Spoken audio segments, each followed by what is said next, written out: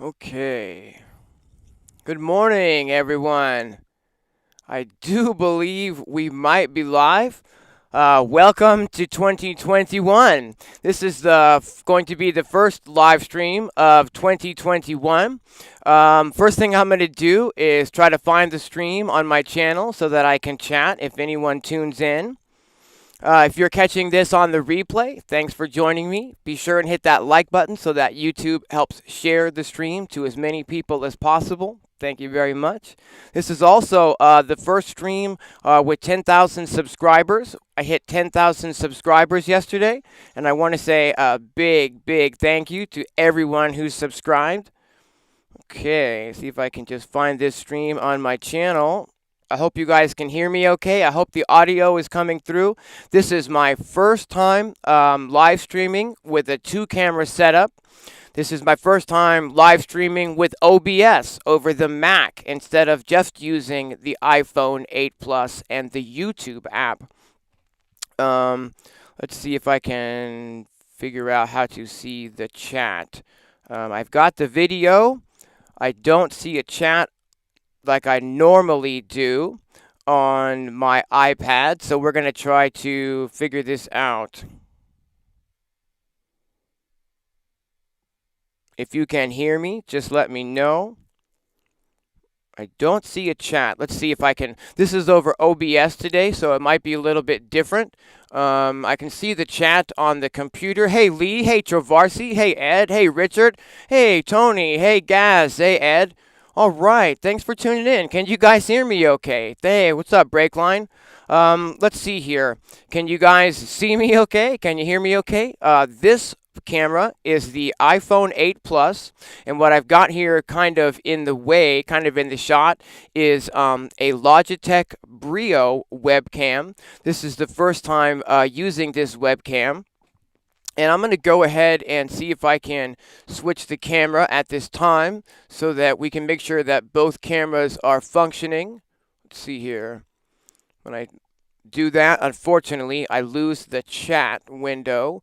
Let me see if I can hear. And okay, thanks, Hayden. I appreciate that. Thanks, Ed. Thanks, Travarsi. All right, fantastic, you guys. So can you guys see this iPad okay? Loving the new setup. Thank you very much. This took me quite a bit of work to figure out and get sorted. It's not quite as high definition as I would like it to be, but I think it's going to work for the time being at least. I spent quite a bit of time trying to set it up so we could do a Eurorack patch lab with this new setup. But with my gear kind of spread out on the table and with the gear kind of at an angle as well, I still really wasn't kind of able to get everything into one tight shot where it actually seemed to be beneficial to do it that way. So that's why we're doing Beatmaker 3 and chill today, because I'm able to get the webcam just toned right in on the screen. And I hope that you guys can see the screen okay. Looking good on my big screen. Hey, all right, fantastic. Can see it fine. All right, this is fantastic. Okay, so what we're going to be doing today is we're going to be working a little bit more on the Beatmaker 3 kind of housey dubby groove that we started working on the other day in Beatmaker 3. And I've done a little bit of adjusting to this groove, a little bit of polish and a little bit of fine tuning. I've added another sound and I've added another section. I'm going to go ahead and play the groove for you now so we can make sure that the audio from the iPad is coming through on the screen okay. Hey, Jamie. How does this sound, everyone? Is this pretty loud? Is it too loud, maybe? Is it loud enough? Can you hear me over the music?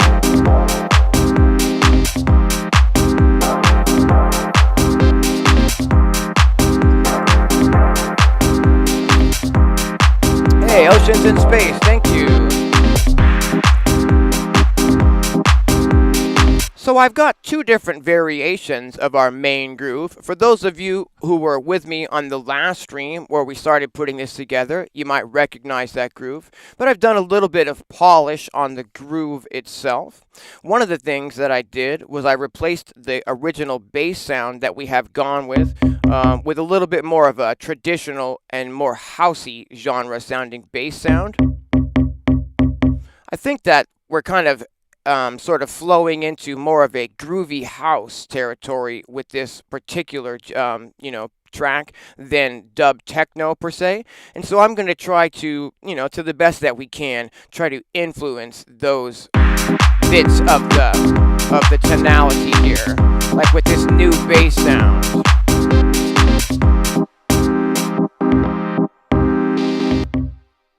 Just a really simple bass. And when we, get the kick and the bass going, there's our clap there. Sounding great on the big speakers. Voice is good too. All right, fantastic. Bit loud. Is it distorting, Tony, or can you just turn it down on your end? If it's distorting, please let me know, and I can turn it down a little on this side. We've got a shaker here. Kind of tucked back into the mix so that it doesn't infringe on the open hi-hat that we'll turn on here.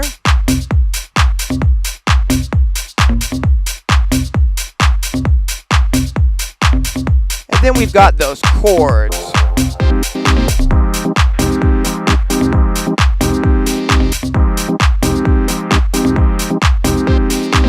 We're going to introduce a new sound on this pattern here.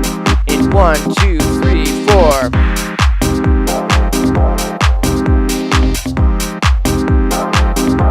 Here's that new stab.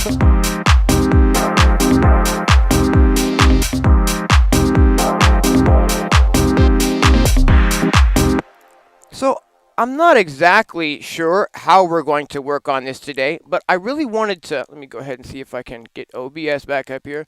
I'll get this a little bit more teched out in the future, but for now, this is how I've got it. Okay, cool.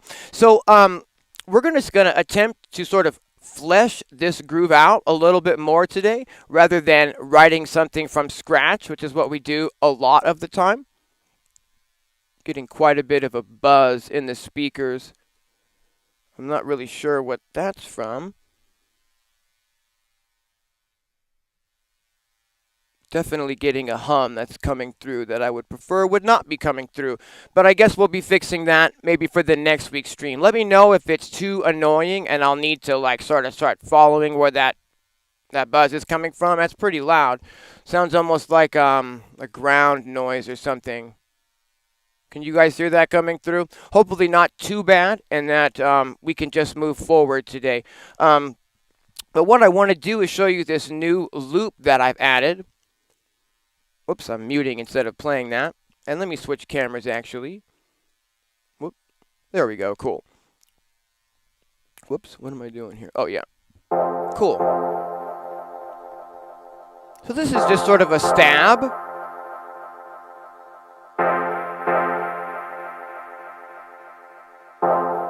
It's got a little bit of filter movement on that sound, and it has a little bit of delay on that sound. And what I've done to create sort of a variation for the second pattern here is I've gone ahead and removed one of our chord stabs from the equation and then added another dub stab. So what we're going to do today, I think, to start us off with, is go ahead and mute every track except for our original chord pattern, which sounds like this. It's got that reverb on it. Not hearing any hum here. That is great. All right.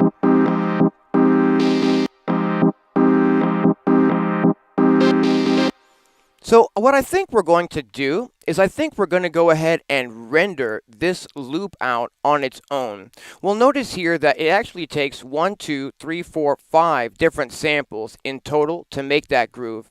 And if I render it out to a loop, then we can have all of those in one piece of audio. Let's go ahead and see if we can make that happen then, shall we? We're going to go to, let's see here. I'm going to click the little three hamburger line option in the corner, and that's going to change up here in the upper right our save and export options, right? So now when I click this, it brings up export, and we're going to go ahead and click export.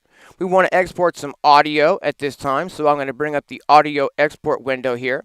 We definitely want to start on bar 1, and I'd like to export all 8 bars of this pattern. So I'm going to go from bar 1 for a duration of 8 bars. I'm going to just leave it on 24 bits, and I'm not going to normalize it. This is all we need to do. I'm going to go ahead and hit Start Export.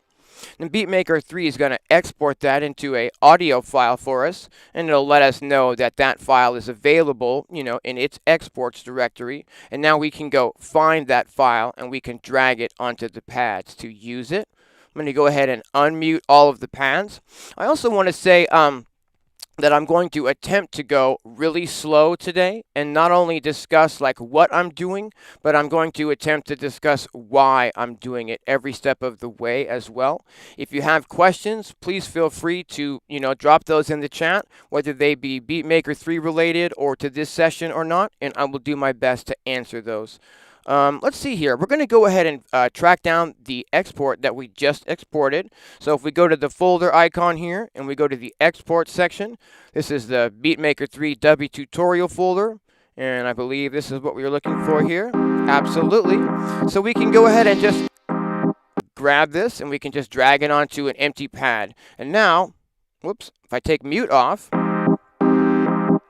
here we have the rendered out version of all 5 of those chord stabs into one file.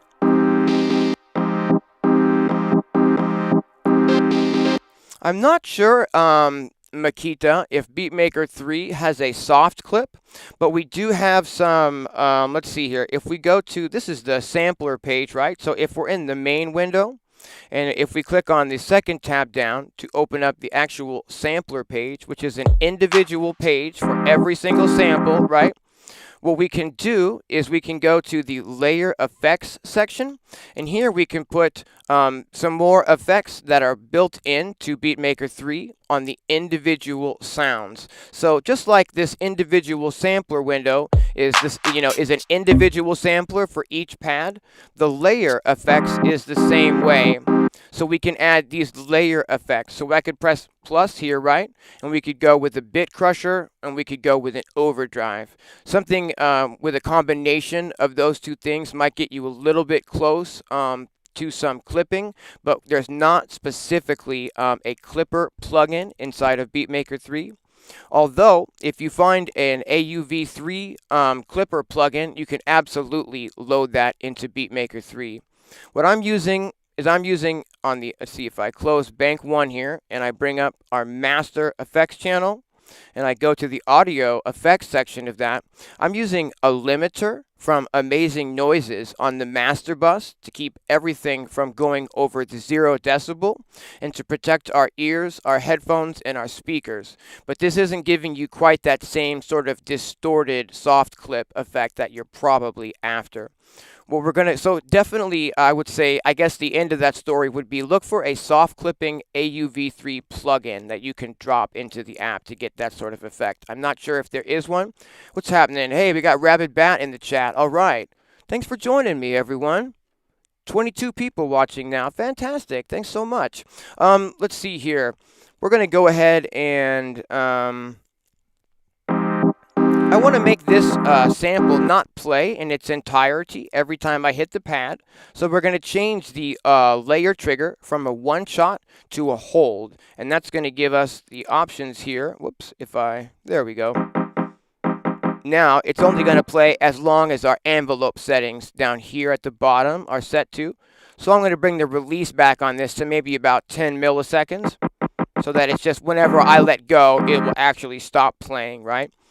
And let's see here. Maybe we want to assign a filter to this particular sample as well. Now let's remember that every single pad gets its own sampler settings, and that includes its own variable filter. We got low pass filters, band pass filters, notch filters. It notches, bro. We got it all. So we can do like a low pass here and maybe give it a little bit of resonance and then kind of mess with this. Yeah. Fantastic. What I wanted was I wanted to be able to have to be able to filter all of these chord samples at the same time, and rather than sitting here and trying to assign a filter individually to each of these samples, it made a lot more sense to just render those out as its own sample that we can now work with. I love this aspect of Beatmaker 3, and we can just keep loading loops and samples into our bank. Don't forget, we can switch easily from a 16 note view to a 64 note view, but we actually can fill up all 64 pads and keep going because it goes up to 128 pads per bank. So we're going to go ahead and go back into the 16 mode view so we can get a better look at it here. And what I think I'd like to do is maybe create a new pattern where we can filter down our main chords and then leave room in the mix to introduce a new element that we will find. Hey, what's happening, Stefan? Thanks for joining. All right. Let's see here. What we're going to do then to make this happen is we're going to go back to the song view. I'm going to try to go really slow so you guys can super follow what I'm doing here. I know, we normally do track from scratch stuff, and I find that this part of the production is often neglected in YouTube tutorials. This sort of meat and potatoes when we're moving from an actual idea and trying to flesh that out into more of an actual track. And that's what we're going to be working with today. So I'm going to go ahead and grab our second pattern here. Actually, I think I'll grab the first pattern instead. We're going to click up here in the little window in the upper right next to the Options tab, and that's going to give us the patterns for our bank. I just want to stress that enough, how to get into that, because it's a little odd. So let's say you're writing or you're tapping, right? All you have to do is just click where it says playing song here, and it's going to bring up your patterns. And you can, copy and delete and duplicate these as needed, and you can rename them as needed, so that each pattern kind of makes sense. You can have an intro pattern and a chorus pattern, all that kind of good stuff. We're going to take our main groove, click on the three dots, and we're just going to click duplicate. That's going to literally duplicate it into a fresh, brand new pattern that's the exact same. We're going to go ahead and rename this so that we know it's a different one. And we're going to call this, let's call this filter, because I want to filter down our main chords with this pattern is sort of the goal here. Stick with me and this will make a lot of sense in just a minute. So we're going to just call this pattern filter down chords, because that's what my intentions are with the pattern. We're going to go to the third tab down here on the left, which gets us into the song mode, and I'm going to grab this pattern and I'm just going to drag it onto our timeline where I want it, right after the other patterns, and I'm going to extend the loop brace out at the top. This little bar here, can you see this little bar here at the top? That's going to, if I want to work just on that section, I can take the start of the loop brace and I can loop just this section, In fact, that's probably what we'll do for now. You see how it's sort of grayed out though? I'm going to go ahead and click on the plus over here, and that's going to get us back into song mode. And that sort of happens when we're over here clicking on patterns and whatnot. The app is not really sure whether we want to work on the patterns or whether we want to work in scenes mode or whether we're actually trying to program a song on the timeline. So to get that back into timeline mode, we just need to be in the song mode, and then we click on the little playhead up here in the upper right. I hope that makes sense. Looks like my chat might be frozen. If anyone's asking questions and I'm not seeing them, I apologize. But again, I can't find the chat on the actual, on YouTube, on the iPad here. So I'm just sort of viewing the chat on the Mac itself this time around. Okay, so what we're going to go ahead and do is we're going to go ahead and double click on this pattern so that we can open it up, and we're going to close this stuff down on the left so that we get the titles of the actual sounds we're working with on the right, here on the left, so we can see what we're actually affecting. And what I want to do is I want to remove all of those chord samples from this variation that we've created. So I'm going to grab the highlight bar instead of the pencil bar down here at the bottom left, and I'm going to highlight all of these F minor chord samples, and I'm just going to go ahead and delete them. Now we'll go ahead and play. There's a couple more F minor chords hanging out here at the bottom, which I'm going to delete as well. And that's just basically removed our chords and allowing me now to put in this loop in place of those. And you won't even really notice at first that it's a difference because, it's just a rendered version of those. I'm going to just note that the new loop is on pad A11 and go back into the pattern view here. We can see on A11 that new sample is there. I'm going to just zoom in and we'll go back to pencil mode. I'm going to put a dot here and just extend this dot for the entire 8 bars because I want to hold this sample down for the entire 8 bars, right? Now we've got, you can see on the menu here that we've got some little one-shots. These are for the drum sounds that we programmed in the last session. And then anytime we're using a loop, we'll just be sustaining that loop down. I don't really like the way that we haven't labeled this sample yet, so it's just still kind of labeled by default the name of our session. So let's go ahead and go back to the page number 2. Make sure that sample is selected here. And if I click on these 3 dots, it will allow me to rename this. So I can call this chords resample, and that makes a lot more sense when I'm looking at, the label of this sound here on the actual pad itself. And let's see here if I'm missing any questions. Okay. What we're going to do is that should be in the mix now.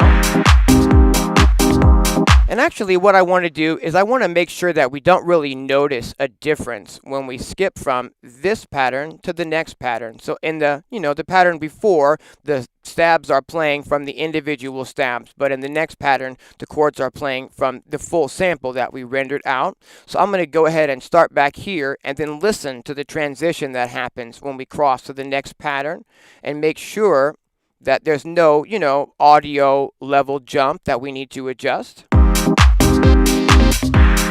Hey Rod, thanks for joining. Looks like my chat is going again. So here comes that transition.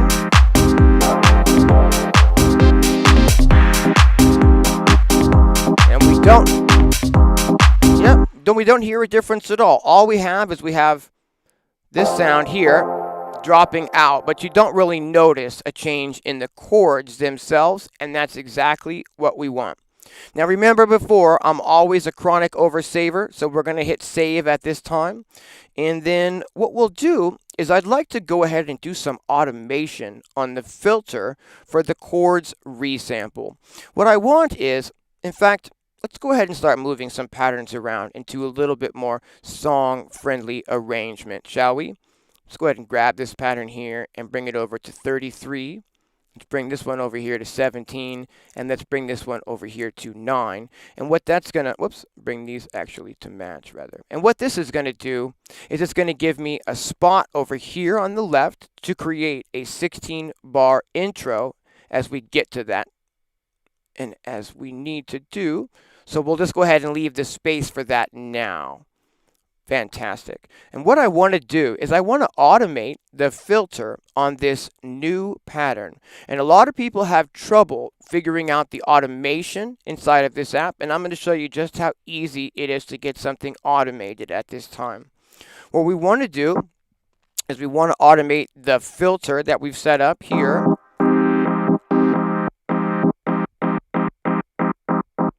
So we have control over this, right? And what I'm going to do, I think, is sort of leave the filter mostly open. And then we're just going to play the pattern, and I'm going to hit record, and I'm going to manually go ahead and adjust the cutoff here. What we're going to do is make sure that that's looped, and it is. Fantastic, right? And let's see here. I just need to make sure that automation recording is enabled. So you see how we have an A up here, and it says on. If I click on that A, it brings down a little window where I can do some adjusting on the settings for automation. And I think by default, recording automations might be off. And we just want to make sure that that's turned on. And then anything that we, any knob that we move while the app is recording, it will embed that automation into the pattern itself. Let me go ahead and see if we can't make this happen today. Cool. So I've got this pattern looping now, and I'm going to let it loop through once. And then I'm going to move the cutoff and try to record that. 2, 3, and...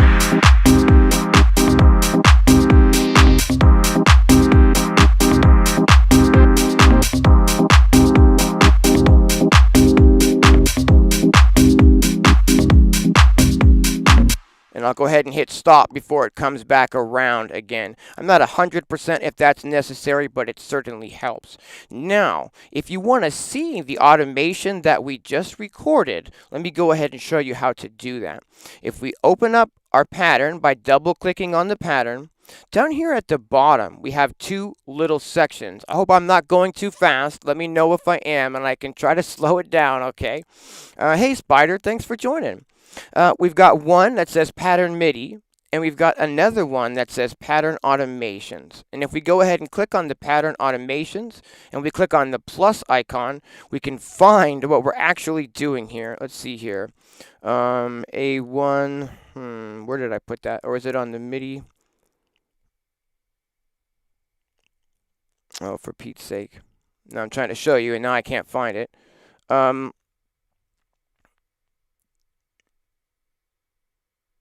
Okay, so it's going to be on the chord resample. So here we go.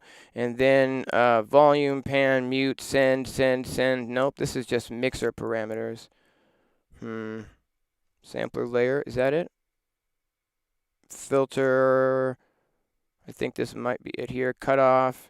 It is, but it doesn't show us. Okay, well, I was hoping it would show there, but it doesn't seem to do that, which is kind of a bummer, actually. But what we're going to do is just verify that it recorded the automation, and as long as it recorded, I'm not super worried about it, because I don't think I need to adjust what happened there.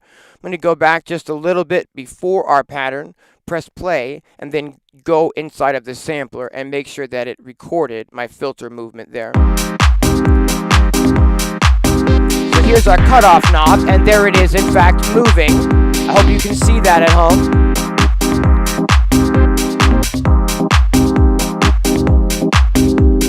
All the way down. Fantastic. Now, the benefit of how the automation works this way, I wouldn't start trying to do more lanes of automation, because I think if we record and try to do more automation, it might overwrite the initial automation. But it's embedded that into the pattern now. So wherever I put this pattern on our timeline in the song, that filter movement is always going to exist in that pattern. It's not necessarily relevant to where the pattern is on the timeline. The filter movement is just baked into that pattern by default now. So if I were to, let's say, repeat that pattern, but grab this and actually, drag it to the beginning of our song. And if I play this now, in this pattern here, the filter movement will still be there. So here we see the filter moving down.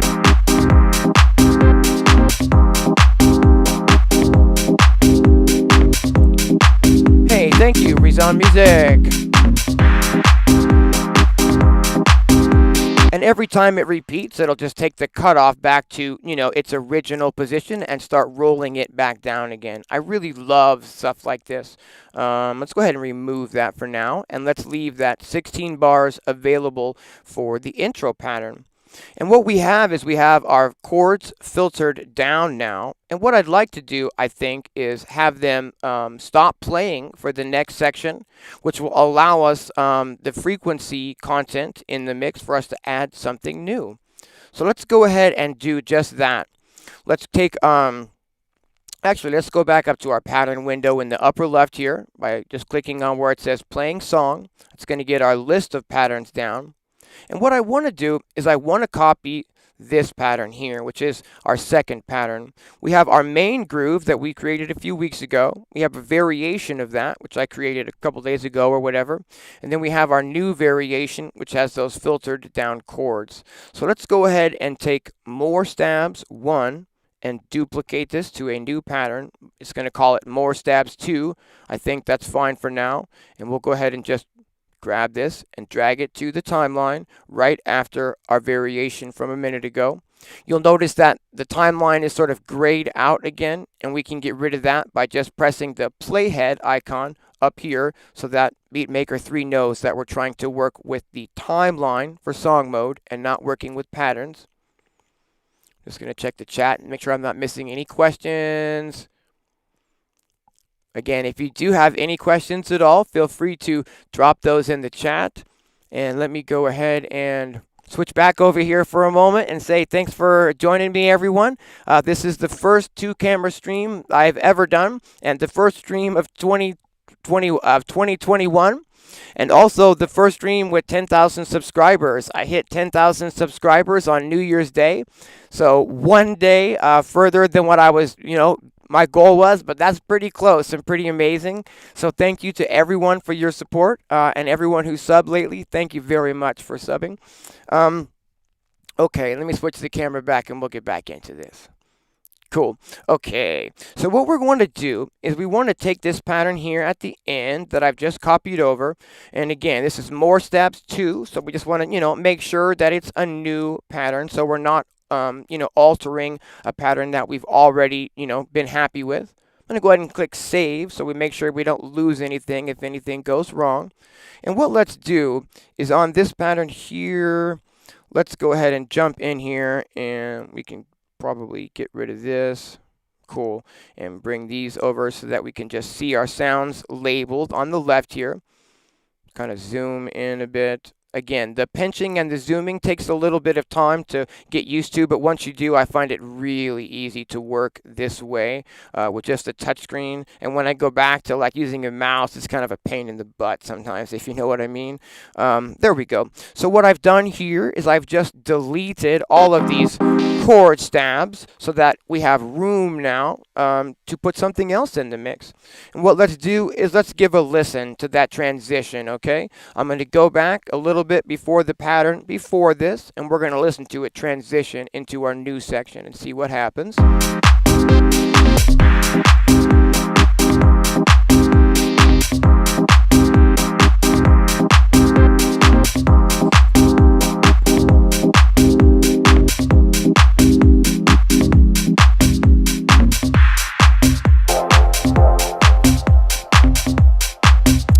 I want that chord stab not to be there also, though, because we've already just kind of used that a minute ago.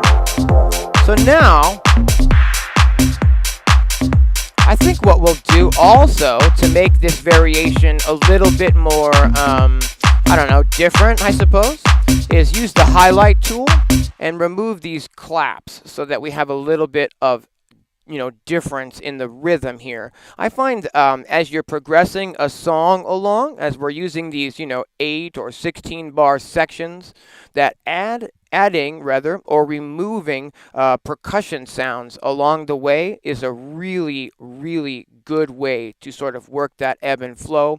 You might add some hi-hats for a little bit of rhythm, or add some shakers for a section, or add a ride for a section, or take any one of those things out for a section, add claps for a section, remove claps for a section, etc., etc. Hey, Willie, thanks very much. So now we've got sort of a main groove. Then we've got a variation here where we bring in some more stabs. And then we sort of take our main chord line and we sort of filter it down a little bit, giving the listener, sort of an audio cue that something is about to change in the track. And then so now when we get to this new section and we'll make something new to come in, it won't be super jarring because the listener will sort of have a precursor to that something is going to change using the filter movement on the main chords that we put in on that last pattern. Let's go ahead and save here. And let me think for a moment about what we might want to do to get a new sound in. The extra stab that I brought in on this second part here was from the Korg monopoly synthesizer. And I'm not really sure what we want to do, where we want to get this other sound from. Let's see here. I think what we'll do is go ahead and put a new bank in, and then we can, let's see here, how do we do this? If we go, I often have a little bit of trouble finding that little secret maneuver over here. Is it here? No. Bear with me while I figure out my routing real fast. Where is that?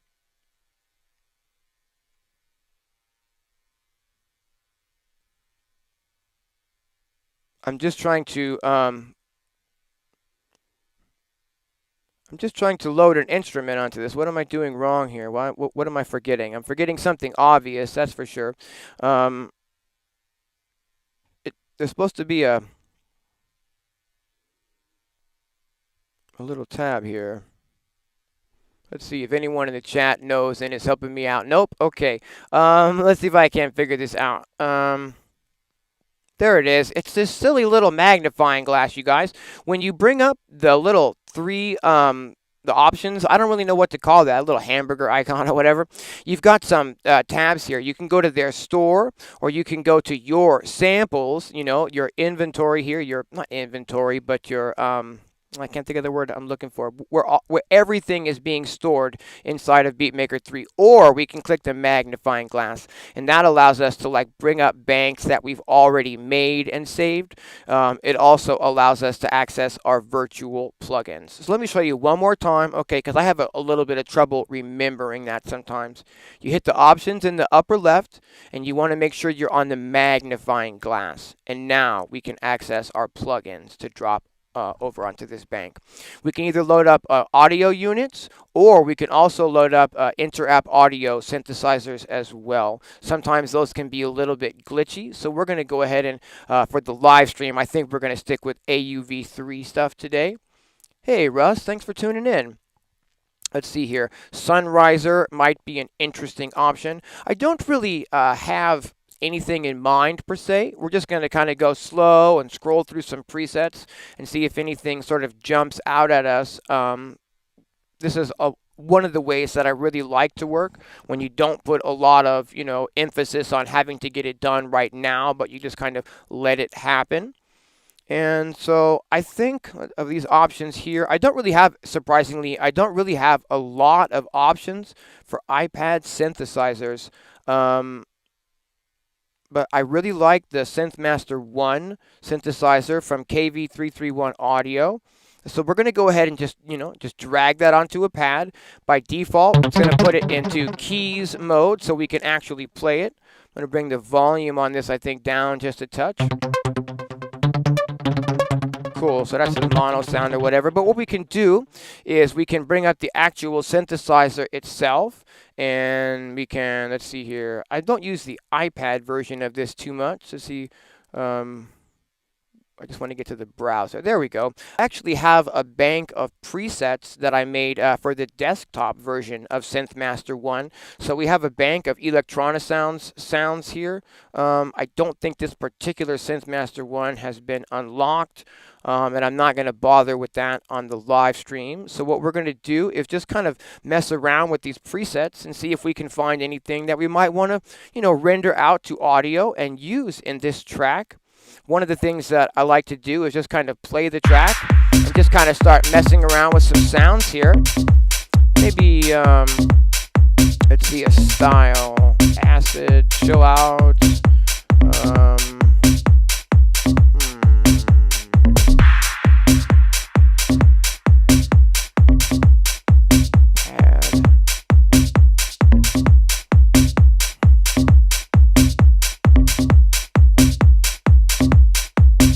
Have a lot of presets because I haven't unlocked this. Is that what it is? All right, hold the phone here. It looks like I haven't unlocked this synth on this particular iPad, meaning it's not really giving me much of any presets at all over here to actually scroll through. Oh, I see. If I go to all, maybe that'll help. Cool. Yeah, just a tiny little amount here. Okay. Maybe bring these back to all for now then. Cool, and that gives me a few more. All right, that ought to do it. Cool. Okay, let's go ahead and scroll through some of these ARPs and see if any of these kind of gel with what we've got going here. And if they do, we can go ahead and maybe render something out and then re-import that onto a pad. Let's see what we got here.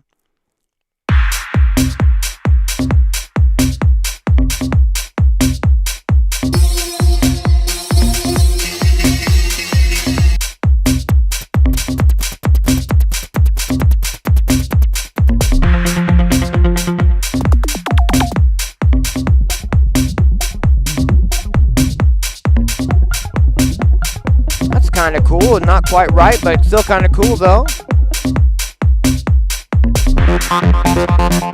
Some serious loud acid there. Hope that's not too loud. That might be kind of fun. Maybe not. So I often find that just scrolling through presets inside of a synthesizer, whether it be a hardware synthesizer, an iPad synthesizer, or a virtual synthesizer on the desktop, that just sort of taking the time and seeing if you can find something randomly that sort of, fits your project is a fun way to get some unexpected results. So we're just going to keep scrolling through some presets and see if anything jumps out at us.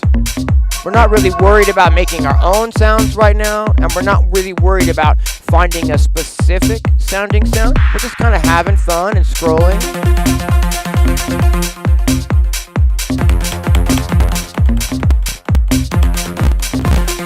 Already getting a little bit of CPU crackle there.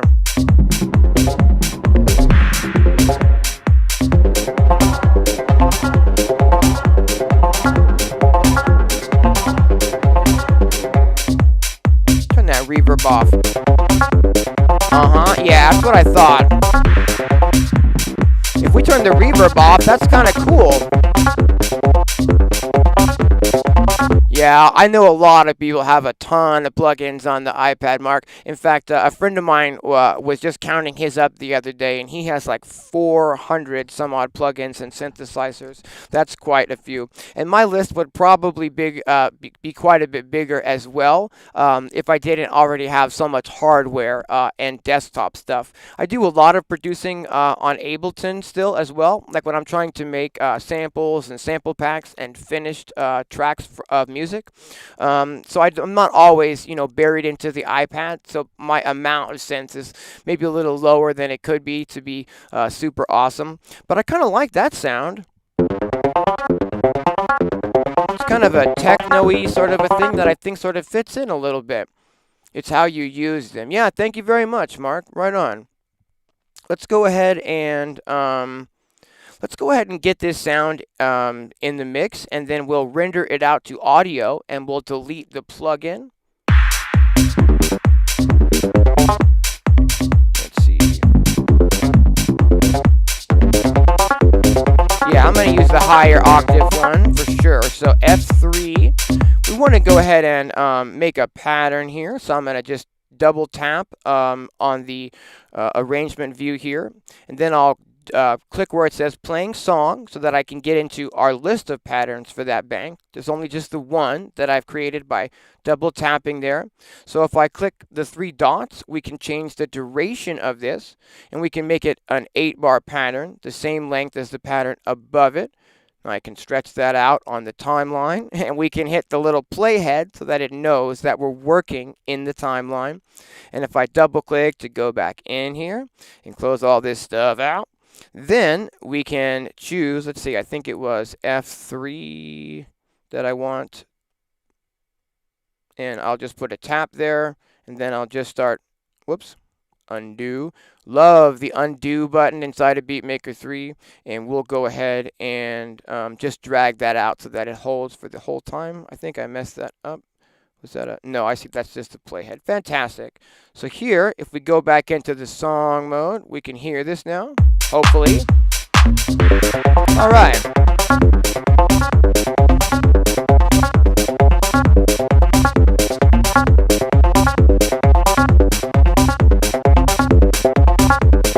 Yeah, has anyone seen that that Jean-Michel Jarre live? Was it good?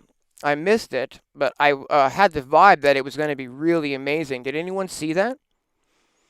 Let's go ahead and I think we'll just take that exactly as is and go ahead and render this new part out so that we can re-import it. For those of you who are curious as to why I'm approaching it this way and not just leaving the synthesizer in the mix, what we discussed the last time is about crashes and Beatmaker 3, and also CPU usage and Beatmaker 3. The more synthesizers and the more plugins from different manufacturers that we load and we try to use in real time, the more chance we have to, get crashes or get anomalies to happen, which could create crashes or any number of, weird unintended results.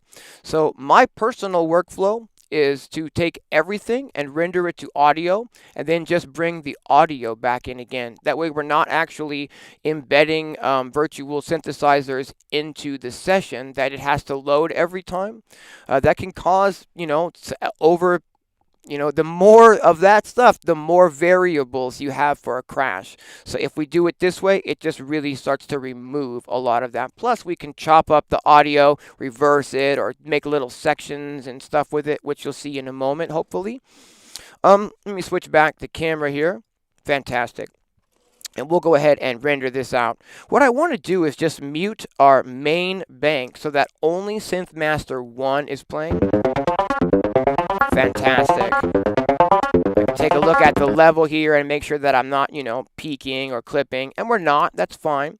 So we want to go ahead and export this audio. We want to render it now. So if I click on the little option tab in the upper left here, it gets that export option available to us again. And if I click that, I can choose audio export. We definitely want to start on, actually we don't want to start on bar 1. If we look at our song, this pattern actually starts on bar 41. So we'll go export audio. We want to start on, you're going to bar 41. I don't know if I can, yeah, I can. Cool. We can just kind of drag this up to 41. Fantastic. And we'd like to render all 8 bars of that loop. And let's see, we'll do it at 24 bits. That's fine. And I don't need to normalize this, so we'll just do it as is. Start export. And it's rendered that to audio now and let us know that it's available in the exports directory. So what I want to do is I want to bring up our main bank again. This is the Synth Master plugin. So if I just click over here, I can go back to our main bank containing all these samples. And now we can start scrolling to find that render we just did. So I can click on the folder icon again, and we can go to imports. Here we can find the name of our session. Not imports rather, but exports, because it exported it. And now we'll find the name of our session, which is Beatmaker 3 Dubby Tutorial. And it puts these little folders up with like the dates and stuff like that. You might have to scroll through some different folders to figure out which exact one is the one you're after. But that's the one we're after.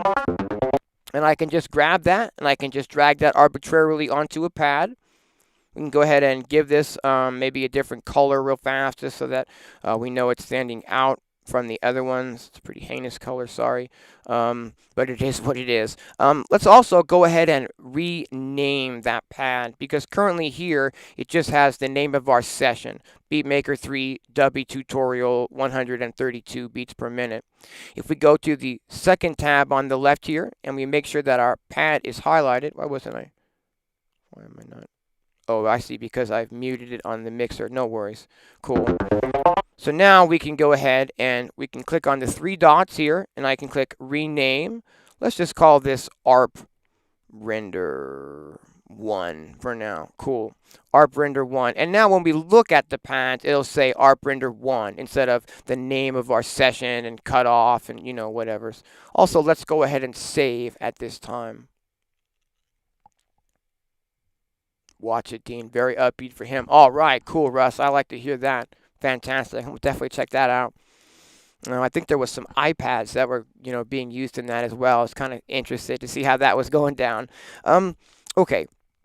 So let's make sure that we've got our ARP render not playing the full length of the sample every time we touch the pad. So we're going to go from layer trigger, and we'll turn it from a one shot onto hold mode. And now the envelope at the bottom is controlling, you know, the amplitude of that sound. I'm going to do what I did with the other loop and bring the release way down on that, so that when I let go, it just, you know, stops playing.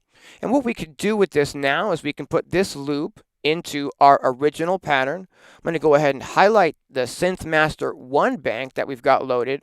I'm going to long press on that, and I'm going to click delete. And it's gone from the session. Let's go ahead and save. We're back to just one bank and samples only again.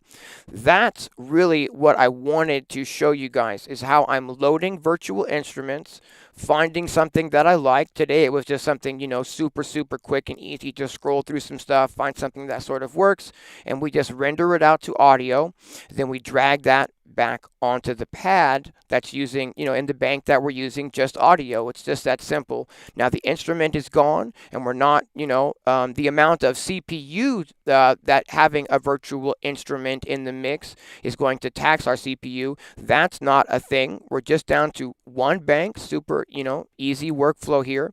We want to go ahead and get this new part into our pattern though. So we'll go ahead and double click here. And we're just going to find that sample here in our sample list. It's on pad number 6, ARP Render 1.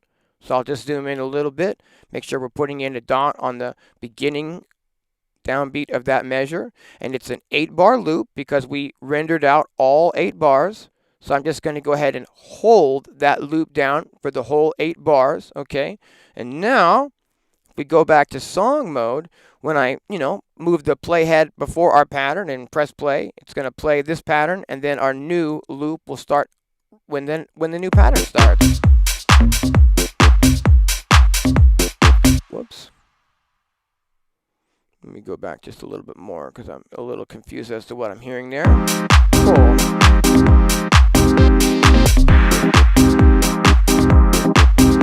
Why is it sort of coming in there? What did I do wrong here? That's the filter down chords pattern, and we have the chords resample there, and the ARP render. Oh, I see. I had some other pads. This is it. I remember when I removed the bass, I didn't actually remove the notes that I had on a couple of patterns. So now that there's a sample on that pad again, it's trying to trigger it as it would of the old bass sample. No worries. This ought to have that cleared right up. Oops, because we didn't trigger the sample. I see. Okay, here we go. Let's do it in its entirety here. Now we're going to filter down these chords.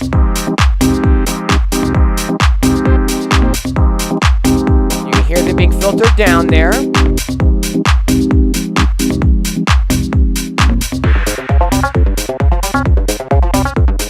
Cool. This is going to work perfectly. Now check this out. Let's make that transition make a little bit more sense musically, and not like we're just dropping patterns and then throwing new patterns at the listener, but let's kind of mold and polish that transition a little bit, shall we? The first thing I think I'm going to do is bring the volume down a little bit on our new sound in the mix. Let's see if I can't get that in there a little better. Whoops. And fantastic. Let's bring that down another half a decibel.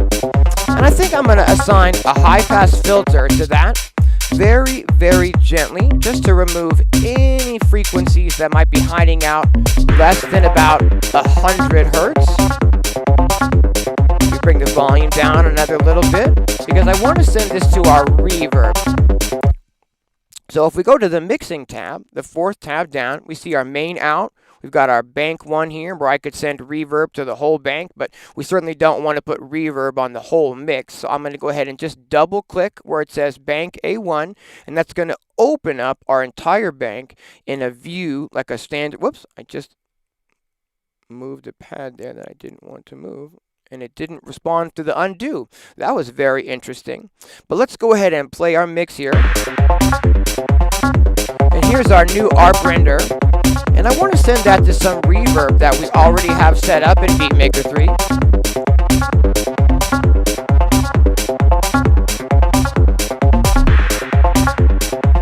Yeah, that's cool.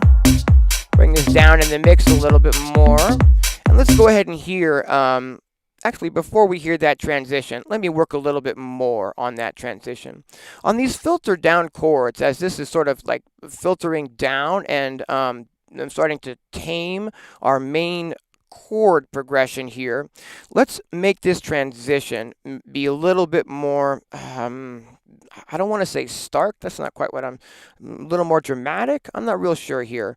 But what let's do is let's use our highlight tool and let's get rid of a few sounds in the very last measure, which is going to give a little bit of a break in the audio and give the listener just a tiny moment for them to actually focus on that a change is coming. You'll hear what I mean in just a second. Let's go ahead and remove there's a little shaker pattern here. I'm just removing this from the very last measure of the pattern that comes before the pattern that we're working on now. Let's see here. I'm going to remove, I think, these little bass hits at the end as well. We'll delete those. And I'm just going to leave the kick drum, the open hi-hat, and our chord sample here. I might actually do a more dramatic break. Let's take the kick drum out. This is just the last bar of the previous pattern. Let's see if we can get away with dropping the kick and leaving those hi-hats in. You'll hear what I mean in just a second.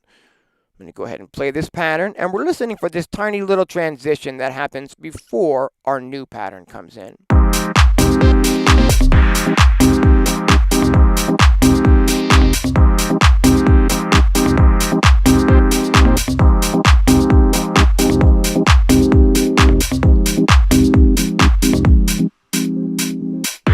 Awesome, that's pretty close to what I'm looking for, but let's go ahead and remove these hi-hats. Maybe, I don't know if we can get away with just 2 and then dropping it, or whether we might be better off dropping all of those hi-hats. Let's listen through and find out. Now, the reason that I'm playing, the whole pattern so we can hear the end of it is because we're triggering an 8-bar loop at the very beginning of this pattern. So if I play the pattern, let's say in the middle or something, it's not going to trigger that melodic loop because the melodic loop is being triggered on the downbeat of those 8 measures. So to hear it properly, I have to play the full 8 measures. I hope that makes sense.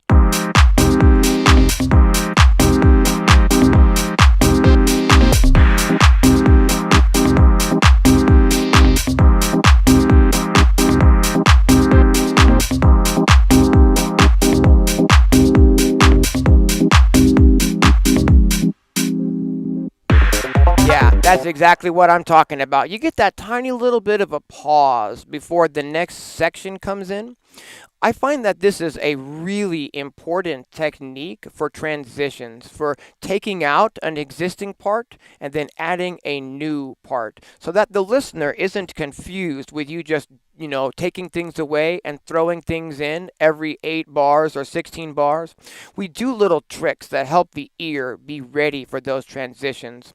Like we'll take the lead line here, which is a chord pattern, and then we'll filter that down. So we're giving the listener's attention, the realization that we're doing something. We're filtering this down. We're starting to move into a new section. And then if we just pause for a tiny little bit, it gives their ear that moment, that just a few milliseconds to sort of clear out, and then when you drop the new section in, it just sounds so much cleaner. What I think we're going to go ahead and do is maybe take the chord sample and have it end with that second hi-hat in the middle, so that there's just this tiny little pause at the out of that where it's more dramatic. Let's see if we can hear that.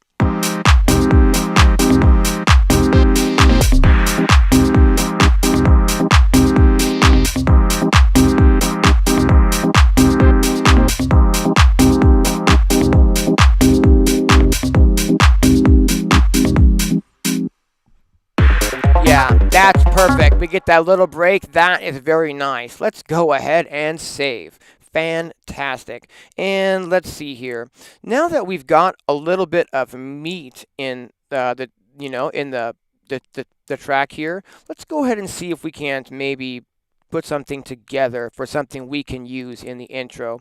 I don't really have anything in mind, so I don't really know, how this is going to go, but let's give it a go. We only have one bank, and if I click where it says, playing song here, we get our patterns open, and I can choose like an existing pattern if I want to, just variation on an existing pattern, or maybe we just want to create a brand new pattern for the intro here. And I think we'll do that. I think we'll go ahead and down here at the bottom it says create pattern. So if I click that, it adds a pattern 6 to our list here. I'd like this to be 8 bars, so we'll just make sure it's highlighted, and we're going to extend this out here to an 8-bar pattern. We can go ahead and give this a name other than pattern 6 by clicking on the 3 dots again. So I'll click rename, and let's just call this intro 1 for now. Okay, and we'll get our save on just in case anything goes wrong there. You can grab that. So you can see how the playlist unhighlights as soon as I touch one of these patterns over here, and then as soon as I want to go back to, song mode in the playlist, there's that playhead, brings those back. So just remember that. When those get grayed out, when you're touching these over here, it might think you want to mess with the actual pattern itself, or that you're in scenes mode, but we're not, So just remember, if the timeline is grayed out, it's just that little playhead there. So I'll, tap and drag our intro pattern to the very beginning here and hit the playhead so that it knows we're back in the timeline. This is just an empty pattern currently, and if I close all the windows out there on the left so that we can see the names of our samples on the right, I can go ahead and see here that our chords resample is on pad 11, and I think I'd like to try to create an intro part using our chords resample. Instead of, let's see here, you know how we filtered it down just a moment ago to help that transition? I think maybe we could, for the intro here, maybe we could start with it filtered down and then sort of maybe filter it up. I'm not exactly sure if that will sound cool, but you got to start somewhere. So let's go ahead and try that. If I go back to song mode here and I grab our little loop brace so that it knows we're working back at the beginning of the song again, and you start hearing that intro.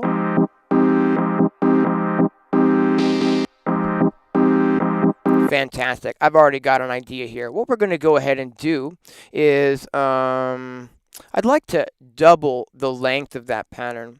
And I think how we'll do that is we'll go ahead and make sure it's highlighted here on the timeline and just click repeat. Now if I use the select tool instead of the pencil tool and I select both of those patterns, a new option comes up down here at the bottom. It says merge. So I can go ahead and click merge, and I can create a brand new pattern that is 16 bars long. If we want to, we can delete that original intro there because it's not being used. We just have this new one which isn't labeled. It just says pattern 7. So I'm going to rename this, and we're going to call this intro. Cool. Now we've got a 16-bar intro here, and it's just playing our chords, right? Nothing major. But what I want to do is do some filtering here. So let's see. Our cutoff by default is resting at about 10.59. So I think I'd like to write that number down. Shouldn't really matter, but just in case, I want to be able to go back to sort of the same range. And what we'll do here, I think, is go ahead and just, I want to find out like how low I can go with the filter and still have it sound good. So let's figure that out now.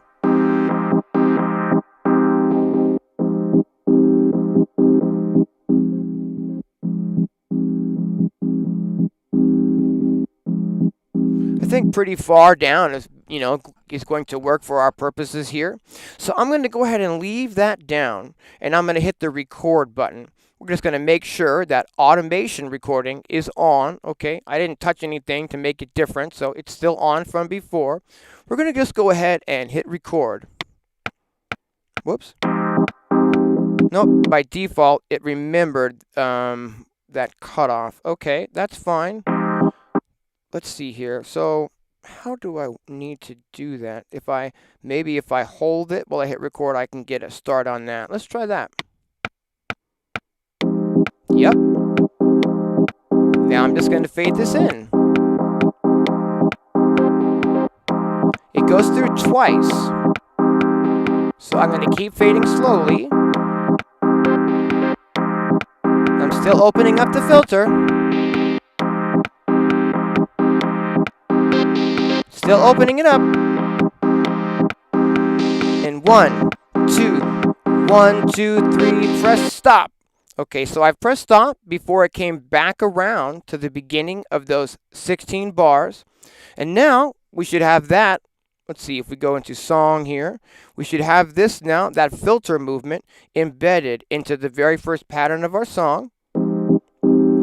If we go here, we can take a look at the filter moving. We're going to go ahead and just play this, and we're going to verify that the filter does what we expect it to do in the other patterns.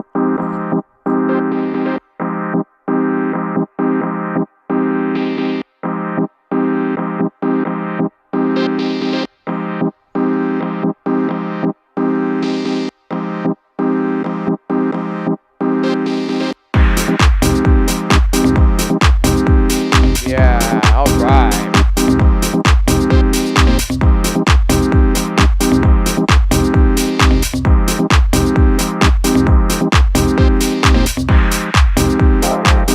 I actually heard something that shouldn't be there in the main groove, and yeah, there it is again. It's that little tiny dots that I left in on accident when I removed a sample.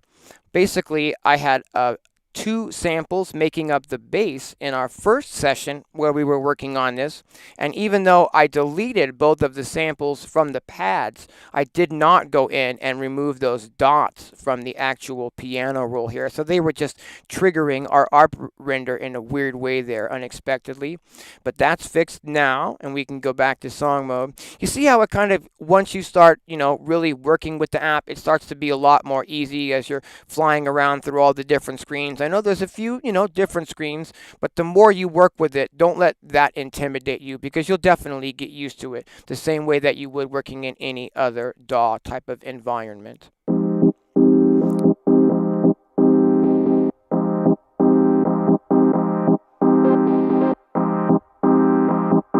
So we're filtering up for the intro here. Definitely would need to add something else here to maintain interest as we're creating the intro.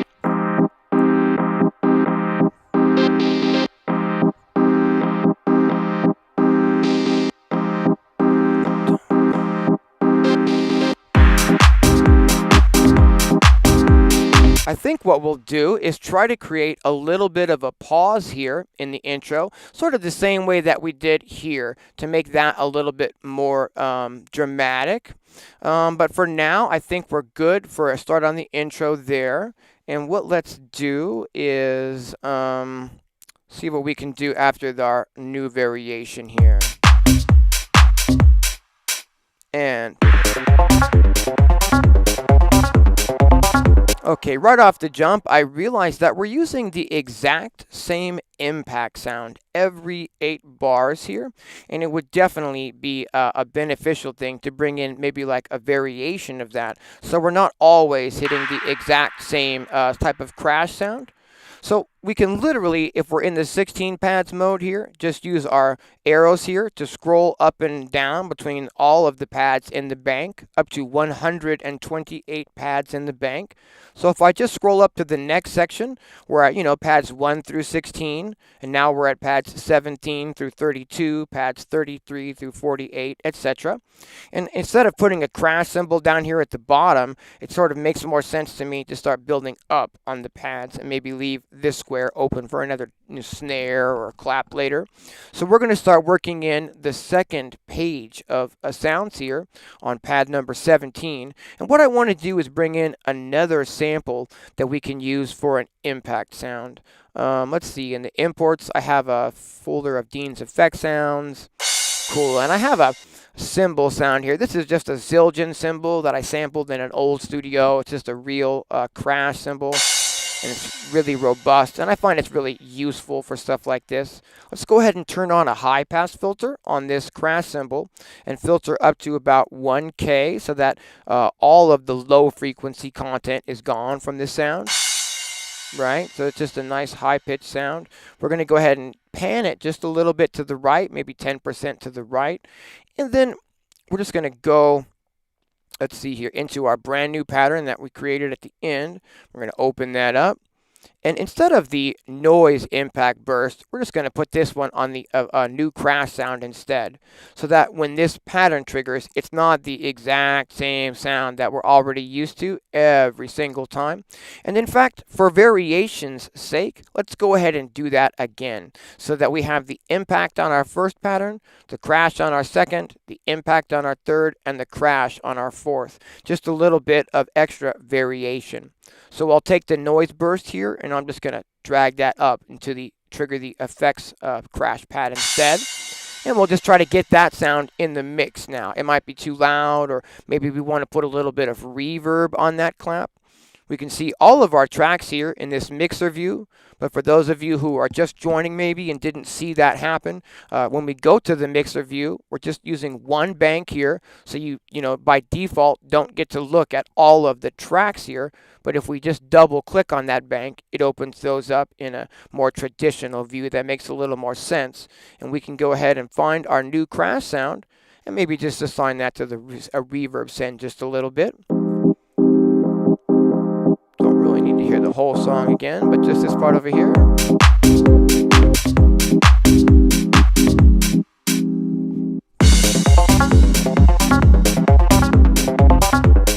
Fantastic. I think what I'm going to do now is go ahead and just put the loop brace on these 4 patterns here so that we're not going back to the intro every time. When you have the loop brace set, you know, wherever you want to be working in the session arrangement view in the timeline here, when you double press on the stop button, it'll reset the playhead to that measure and not like measure 1. So you can really easily just, you know, set your playhead here. Like if you're working on this bar, double tap that stop and then just start right there. So you can really easily adjust the loop brace while you're working to whatever section you want to work on.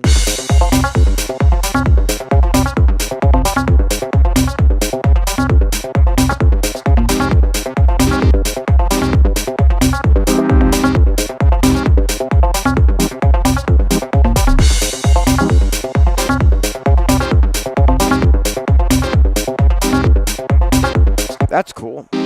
So over the new pattern, it might be nice if we, you know, created some more melodic content that existed from sounds that we've already used in the mix, but using them in a new way now. So let's go ahead and see if we can't put that in. 2, 3, and...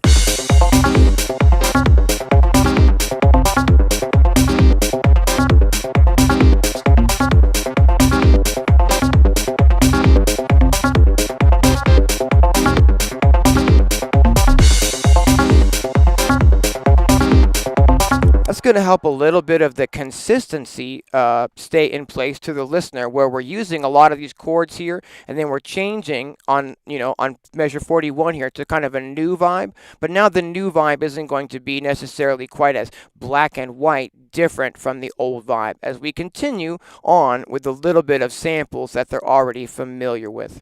Let's go ahead and go back a little bit and see what these 3 sections sound like back to back, shall we?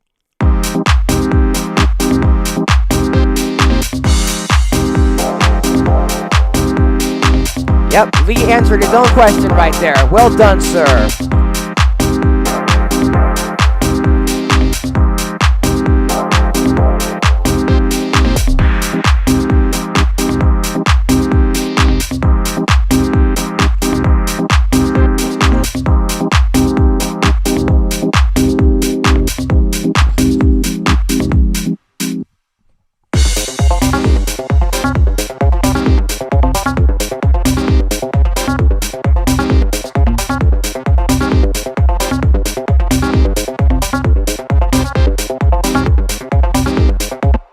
Awesome. let's go ahead and create a variation of this pattern to go into next. We'll go ahead and click up here where it says playing song, and we get our patterns back. This gets a little bit more confusing for sure if you've got a lot of different banks open.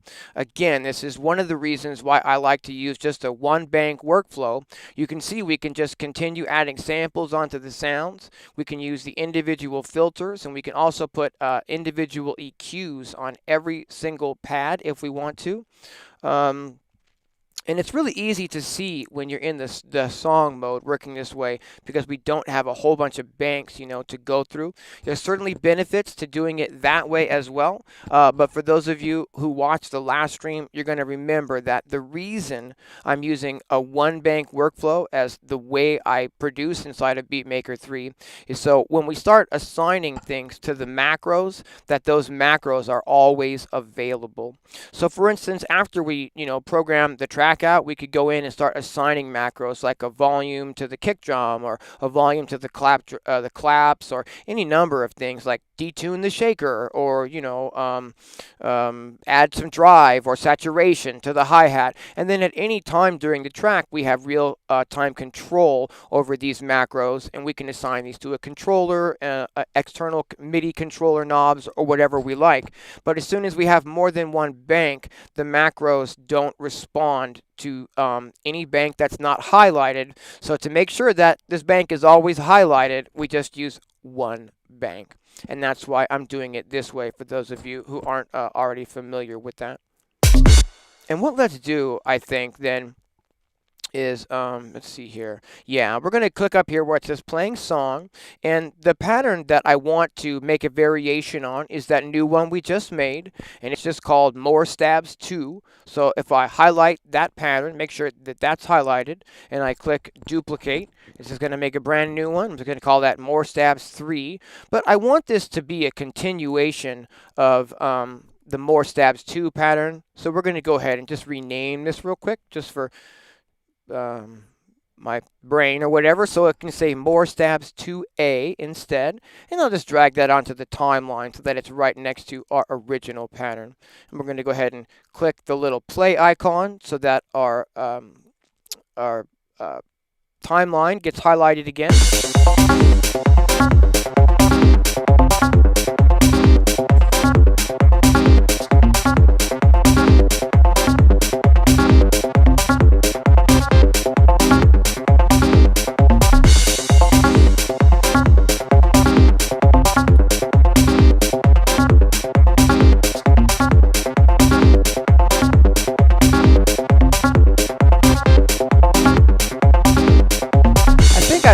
Try to mess with that ARP render that we did.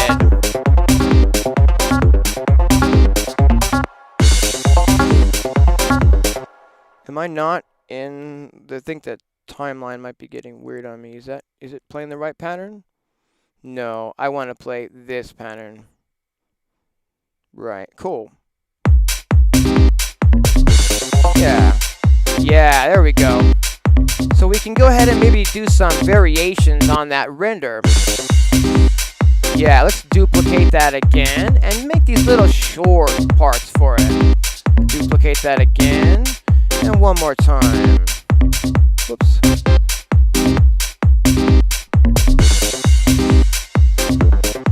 Cool. Let's make that one longer. And let's put a little one there maybe. And then let's go ahead and copy all of this out in that little lane there. Being careful to only highlight what we want. I'll click duplicate, zoom in a little bit, and make sure we get that put right on the downbeat. Let's make that one a little longer, too longer. And that means we'll make this one too longer as well. And I think I want maybe this instead. Just moving a little bit of these around for us. Yeah.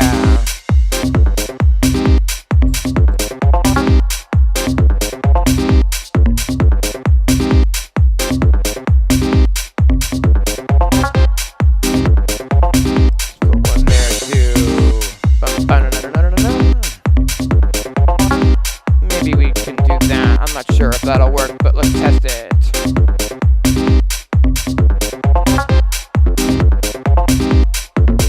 Oh yeah, forget about it. Let's go ahead and remove, I think I'm probably going too fast now, just get into the workflow. I think we'll remove all of the other sounds at the end of this pattern because I've put in a little bit of a roll using the ARP render sound. Whoops, now I'm clicking the wrong button. Just want to delete these. Fantastic. And let's hear that. Just trying to get a little bit of a variation at the end of those 8 bars.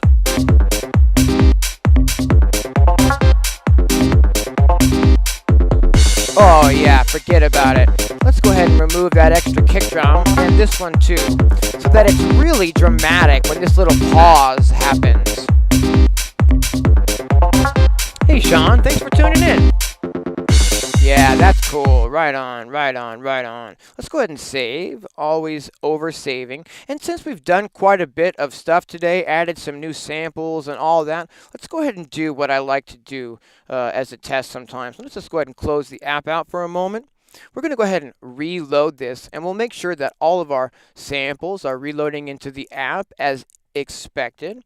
And if there's any problems, we'll catch them now rather than, you know, long time from now after we've added maybe a whole bunch more samples and things might get confusing if there was an error. Let's go to open session and we're just going to go load our session again, BM3W tutorial. Cool. And if there was any missing samples or anything like that, we could find out about that now. So it's not like we're just adding a ton of samples, but then finding out maybe there was an error back here sometime later, and maybe we can't find that sample again, and things get a little bit screwy. So I definitely recommend over saving. And I definitely recommend when you're working with samples like this to every now and again just close the app and restart it and make sure that everything loads as expected.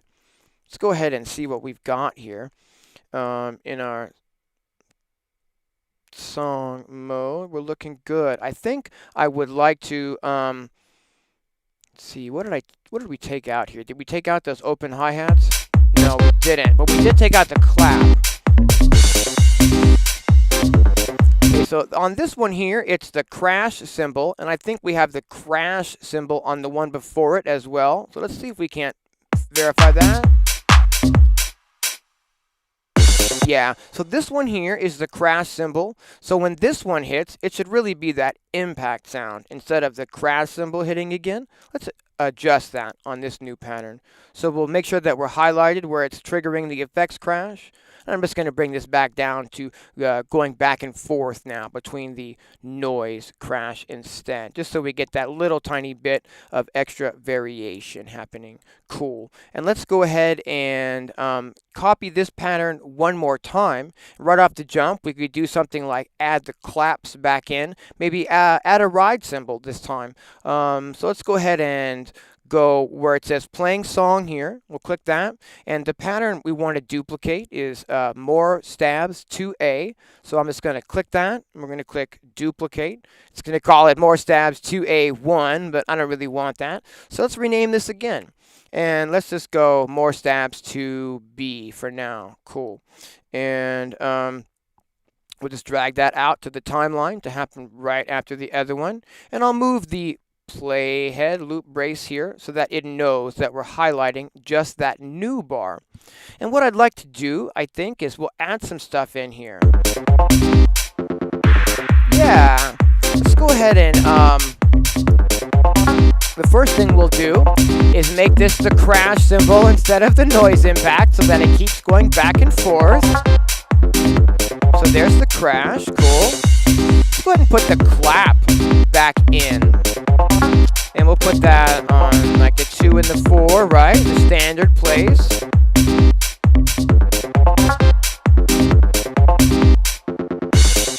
Yeah.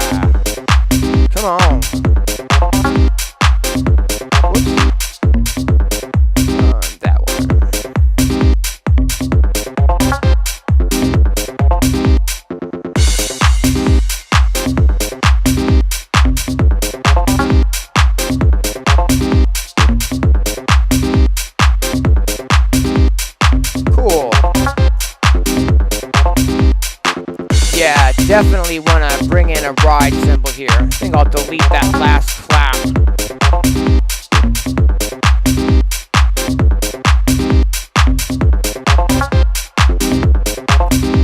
You got it. More stabs to AB part 2 final. That's exactly it. Okay, let's find a ride cymbal that sort of gels with the sounds that we've already got going here. So I'm just going to play that groove there, and then we'll just scroll through some of the samples that I've got and see if we can't find the right ride sample for this. We want something that kind of cuts through but doesn't add too much high frequency content. Just gonna go to my Electronic Sounds sample packs here. Let's see what we can find.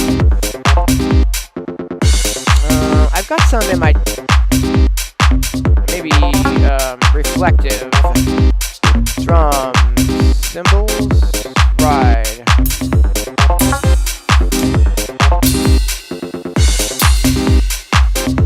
Those aren't really what I'm looking for yet, so let's try.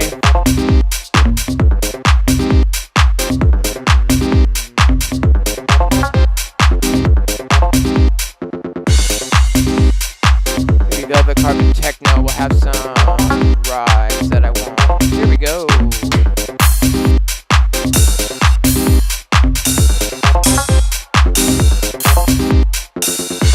I really like the 909 ride by default, so maybe we'll just go with a 909 ride.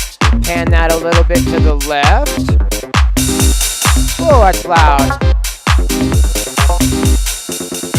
Mess with the pitch on this. Ooh, better. Trying to tuck it back in the mix a little. And let's put a high pass filter on this ride so that any low frequency content that may be just sort of hanging out down there gets removed.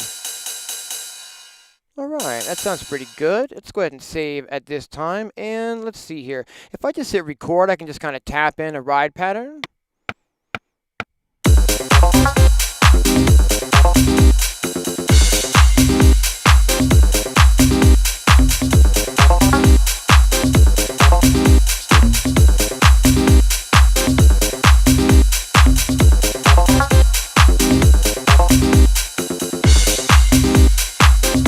Bring that down in the mix a little more high pass.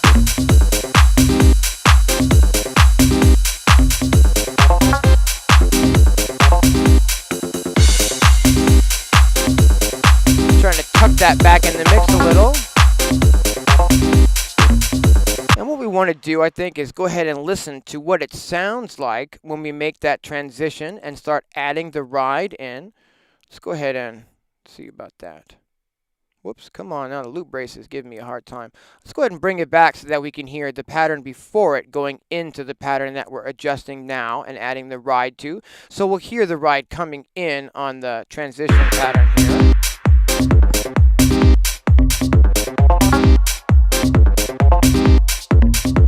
I used to be a drummer. Well, I'm still a drummer, I suppose, but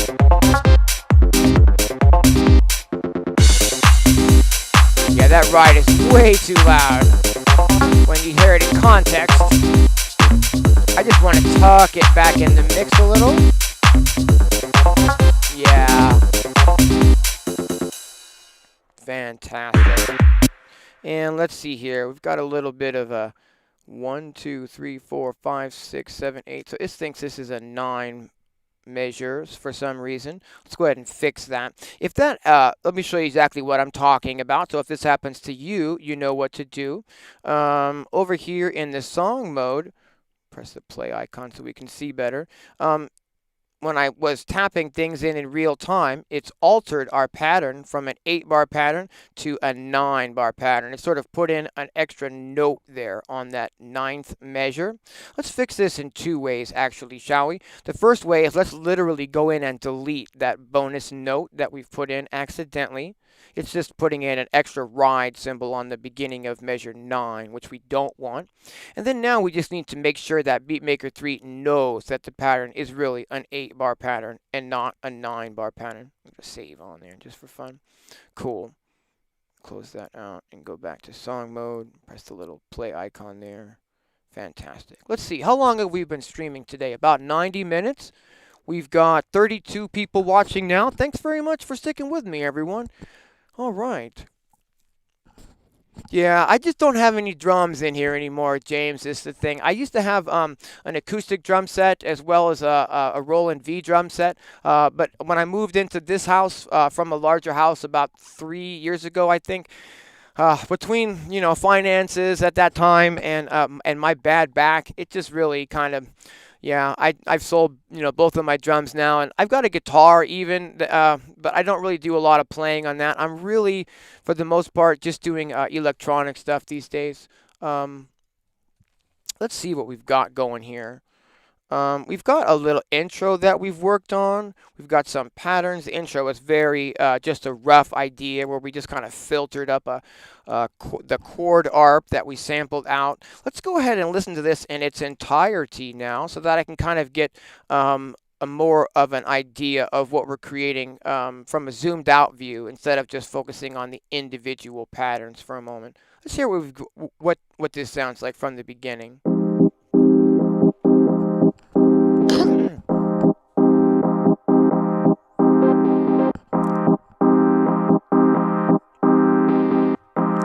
Yeah, you got that right, James. Hey, thanks for tuning in, Sky Taurus Ferdinand. All right. Hey, Joshua.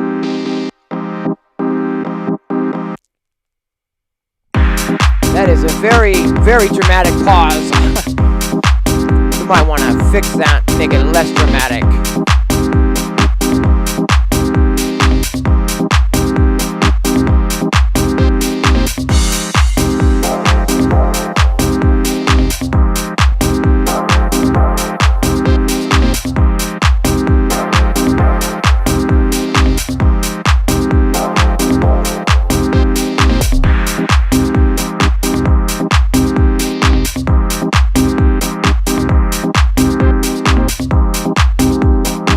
Okay, and that's why I like to listen to things in their entirety once we've got quite a bit of movement and stuff, as we can get a little bit more aware of where these things are actually coming in. And what I'd like to do, I think, for this little section here is change up the kick drum pattern.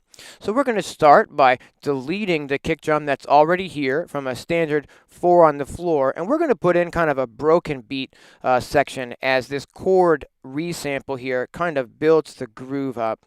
This may or may not work, but let's find out. Let's see here. Dun, dun, dun. Skipping the 2.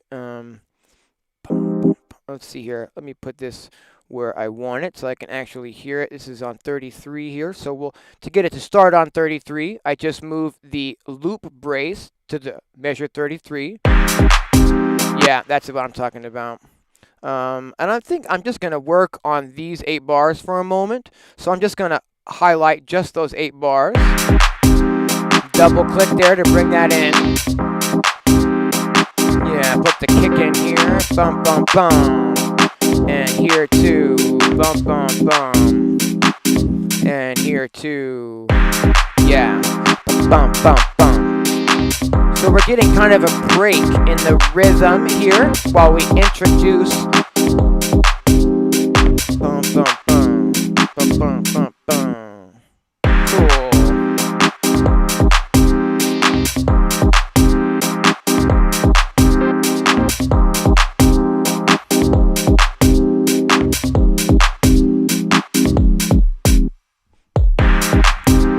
I don't like that extra one at the very end. Let's take that out.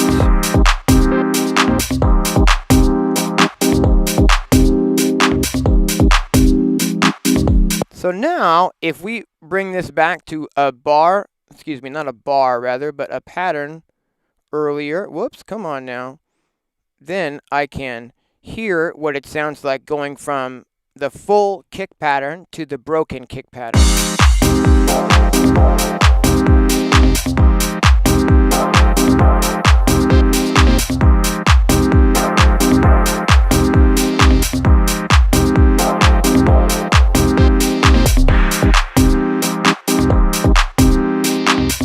Okay, so I think the thing that we'll do is the same thing that we did at the end of this bar, is just give ourselves a tiny little bit of a rest before the kick drum changes, so that the listener has that tiny little bit of a moment for their ear to realize that there's about to be a change.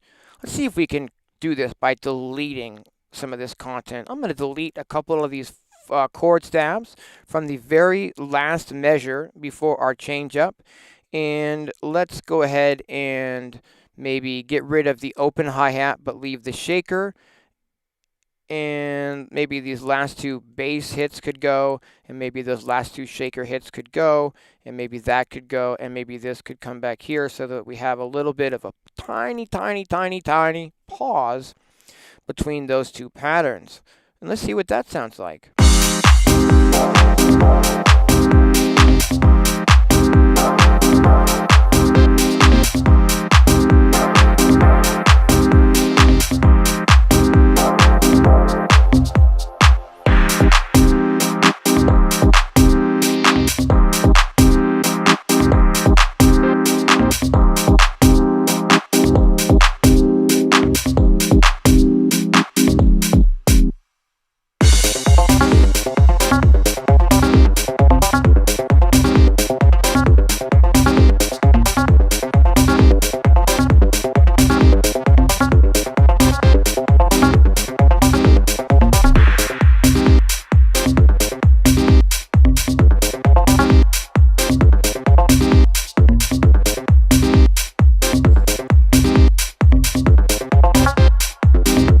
Those of you who have got to go for dinner, thanks very much for sticking around. I hope you enjoy your dinner.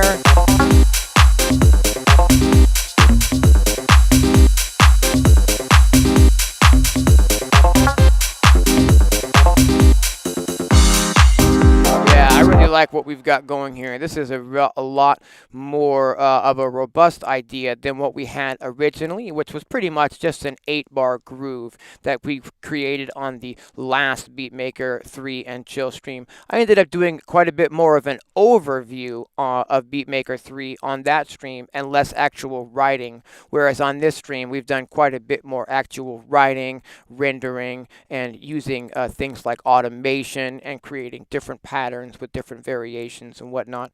I would definitely, take lots of time to get in here and make those transitions a little bit smoother, and maybe add things like up filters, like risers and whatnot. Let's see if we can maybe get something like that added before we call it today. We've been streaming for just over an hour and a half, and we've got, let's see, 33 people still with me. Thank you so much for joining up, everyone. Yeah, hit the we got made it to 10K subs yesterday on the 1st, so that was really an amazing thing to happen. I set out at the beginning of 2020 to see if I could double the content on my channel in 2020, and I was pretty much able to do that one day off. We went from 5,000 subscribers to 10,000 subscribers, and I really appreciate all of your support, and extra special thanks to those of you who have subbed recently. And if you're watching this and you're not subbed, be sure to hit that like button and that sub button. I'm doing live streams every Sunday at 10 a.m. Pacific Standard Time. We're normally doing Eurorack patch labs, but I'm in the process of working out 2-camera streaming, different lighting. It's a whole different thing, trying to light the front half of my room for live streams, as it is. I'm normally lighting from the back and pushing lots of light forward and facing the other way on like the recorded stuff. So this is a whole other thing for me. As I watch this back, hopefully I can find some ways to maybe increase the quality of some of the lighting and some of the camera angles in here as well. So let's see here. We got quite a bit of stuff added today. Let's make sure we hit that save button. And let's scroll for something that we can use for a riser sound, shall we? I don't know. I've given away some free down filters, but they're at a different tempo. We might be able to use something like that if we need to. But let me check inside of, I have a Dean's Effect Sounds. Yeah, I don't have any.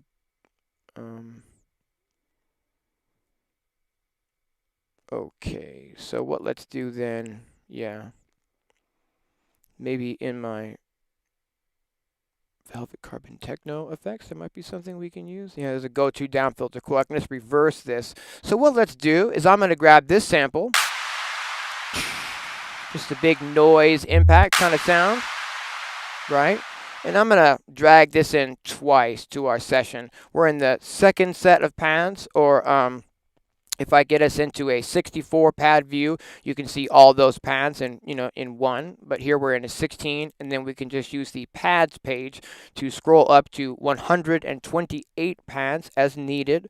Let's go ahead and, whoa, that's loud. Let's go ahead and bring these down quite a bit by default in the mix. And what I'd like to do is I'd like to reverse the first one, so that instead of a like a crash impact sound, that we can use it, as a riser sound. So what let's do is go ahead and go into the edit section, and where's that reverse I'm looking for? There it is, reverse, fantastic. And what we'll do, I think also, is just maybe sort of get in here and trim off that very beginning of the sound, because this is mostly just transient stuff, and we don't really want that. So let's go ahead and trim there. And then let's bring the main volume up on this again. Let's normalize it. Sure, cool. And let me zoom into the very, very end of this sample. Since we've done a trim here, I'm just going to make sure that there's no clicks or pops at the end of the sample. You can see I'm zooming in literally all the way. I'm just zooming and zooming in to the end of this sample, to where we're, pretty much zoomed in all the way here. And I've got just the last little, this is probably half a millisecond, if that, right? We can click process, and we can click fade out, and do that twice just to make sure it's super, super clean. Then I can make sure we're all the way out again, and I can drag our playhead back. Fantastic. Maybe start it, I don't know, like maybe here. Let's see. No, maybe further back. Yeah, I can still hear it coming in. Maybe a little further still. And let's trim it there. Fade in. I'm really big about that, super, super tiny little fade ins and fade outs, so you don't ever hear any clicks or pops in your samples.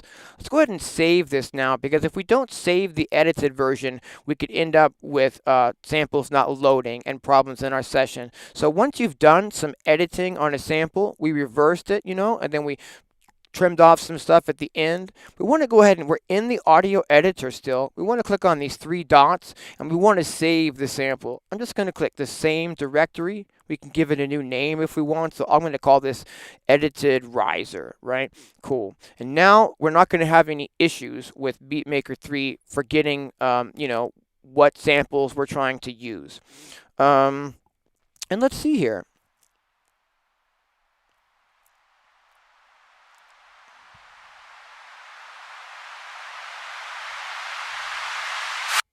So it's just, let's see here, let's bring this down to a hold, so that when I hit the pad, I have control over when it stops, okay?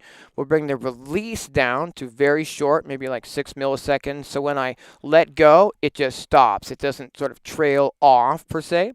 And what we'll do is we're going to add this riser to our intro. So if I'm in the third bar, third tab down here, and I'm in the playlist. So I just want to mess with this intro pattern. So we'll just double click on that, and it'll bring that up. And I want to see here. What pad is that on? It's on pad 29. That's the reversed one. Now, they're both labeled the same thing still, even though I've changed this one. So let's fix that so it makes a little bit more sense. We're going to just click the 3 bars here and choose rename. Whoops, 3 bars, 3 dots rather. And then let's just call this riser for now. Cool. And now we can see that I have a riser and then a crash on the other pad. Let's just go ahead and save. So on the riser itself, let's put a high pass on this, so that any low frequency content that may be hanging out, will not come through. And let's go ahead now and put it on the last 4 bars of our intro pattern. So if we just count back, 1 bar, 2 bar, 3 bars, 4 bars, and start that on bar 12, if we now that we've got pads, up on the next bank, we can, scroll up as high as we need to access all 128 pads as needed here. So we've got 1, 2, 3, 4. I want to start it on the downbeat here. 4 bars before the end of that intro. And let's see what happens if we go into song mode and play that intro. We should get a little bit of a riser at the end of that intro now.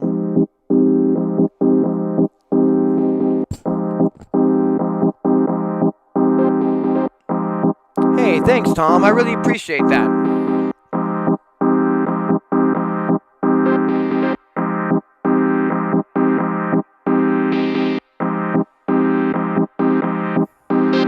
Here comes the riser.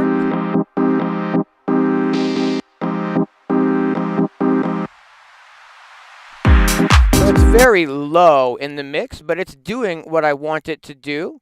So I'm going to go ahead and bring that up a little bit. And what we'll do is I'm going to play that again, and we're going to wait until the sample starts playing. And I'm going to watch the playhead scroll through this sample and adjust as needed so that we get the most emphasis we can out of this riser.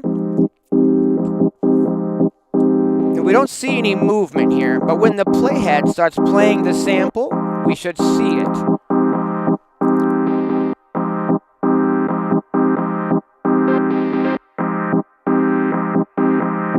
Wait for it. And here we go.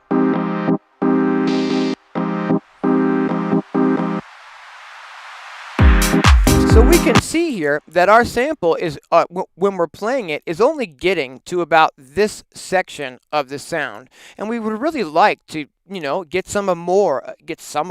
Hey, we got to get some more of this build in the mix, eh?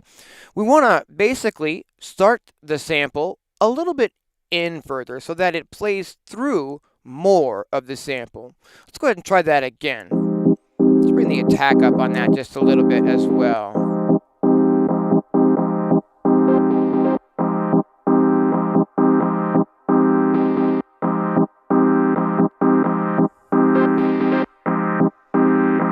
Just waiting for the riser to start playing and we can follow the playhead. Here it comes.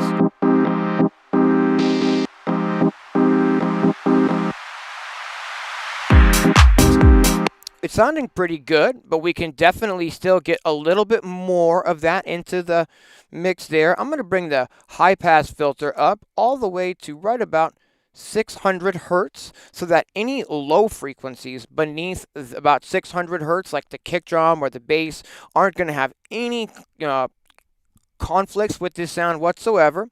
And let's just hear this one more time. I'm going to bring this back down in the mix, I think, by a decibel, as we're starting to hear more of the louder part of the riser as it kicks in.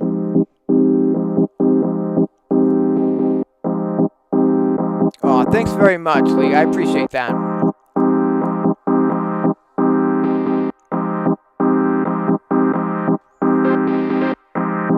Just waiting for the riser to start.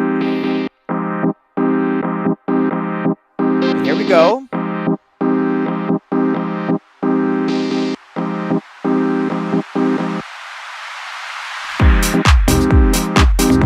That's sounding a lot better and a lot more like what I'm actually looking for. We'll go ahead and save at this point. And since we've already got a riser in the mix now, and we've got the timing of it adjusted pretty well where we like it, I think we'll go ahead and add that in another spot. I think in this one here would be a fun place to add that riser. Let's go ahead and do that. We want to do the exact same thing that we just did. We want the riser to play for 4 bars. So if we just count back from the end, 1, 2, 3, 4, we know we want the riser to start here. We definitely want to make sure I get that on the right dot though. And then we just extend this out so that it holds down the riser for these full 4 bars. Fantastic. 1, 2, 3, 4. And we can go back to the song mode and let's take a listen to what that sounds like. If I bring the loop brace over to start on the pattern that I've just made that adjustment on, we'll hear just that pattern now. And what we're listening for here is we're just listening for the riser sound coming up at the end of this pattern, pushing the transition and forward momentum into those patterns.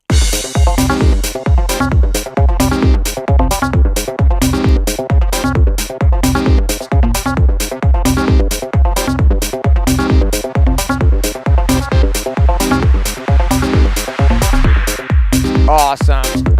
Did you hear that little bit of a lift that we get? That's how I'm using these risers, as a way to sort of help the transitions and the ebb and flow. You start feeling like a momentum, like a rise up, and then it just sort of hits down on the downbeat, and that creates sort of what I'm considering an ebb and a flow. Let's listen to that one more time and really listen to what the riser is adding to the intensity of the groove at that transition.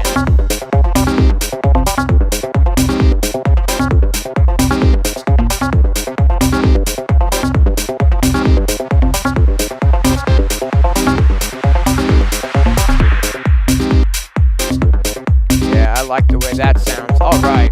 Let's go ahead and, at this time, let's add in a third sound that we can, use for exactly this, for a down filter, rather than a riser, because we've currently got that crash impact sound, which is kind of a noise burst, and we're sort of going back and forth on each of these patterns with that type of a vibe.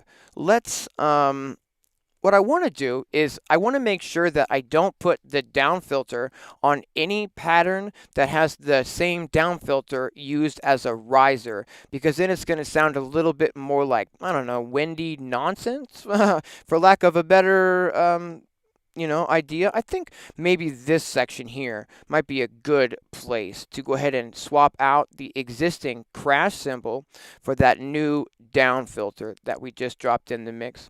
And I can do this really easily by just highlighting the trigger here that's triggering our noise burst. And we can just drag this up so that we're actually triggering the down filter up here instead, the one that's on pan 30. And I didn't do any of that high-pass filtering on this one like I did with the other one. So we'll go ahead and high-pass filter this. Maybe do a little bit of a... Actually, let's get creative here. If the riser were to hit, let's have it hit a little bit to the left. And then when the down filter hits, we'll have it hit a little tiny bit to the right, just to get a tiny little bit extra in our stereo field. Any of that that you can, put in to your sounds, so where they're not all just straight up and down the middle, is really going to help your stereo width of your mixes. You don't want to get really crazy and start dramatically panning everything like 80s and whatnot, but a little bit of panning goes a long way to add up to a nice mix that has a decent stereo field in it. So let's go ahead and see what this down filter now sounds like where we've put this in, which is on the beginning of this here. But actually, I want to hear the transition from the pattern before it coming into that down filter so that I can adjust the volume as needed. So here, we're going to get that down filter sound.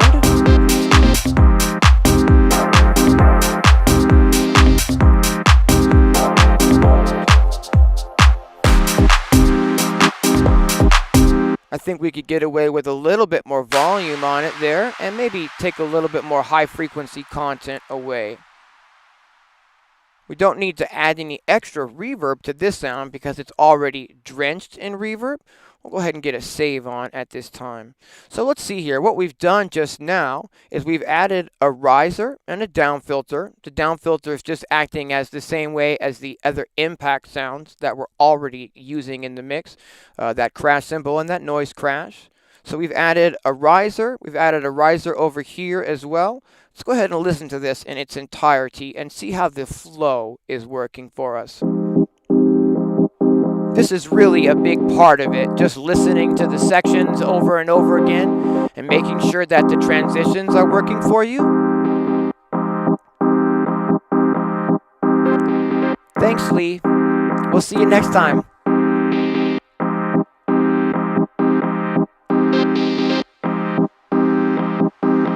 Get that riser.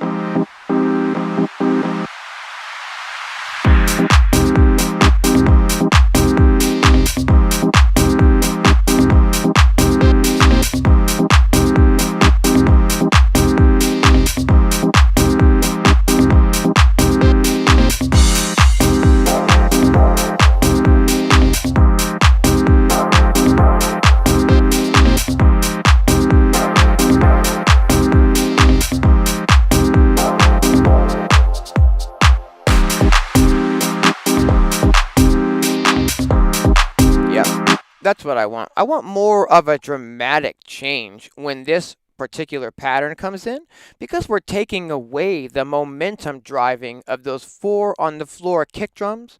I'm feeling like the claps are a little bit too much in this section. So I think we'll go ahead and remove the claps here, so that we have more of a subdued section in this section.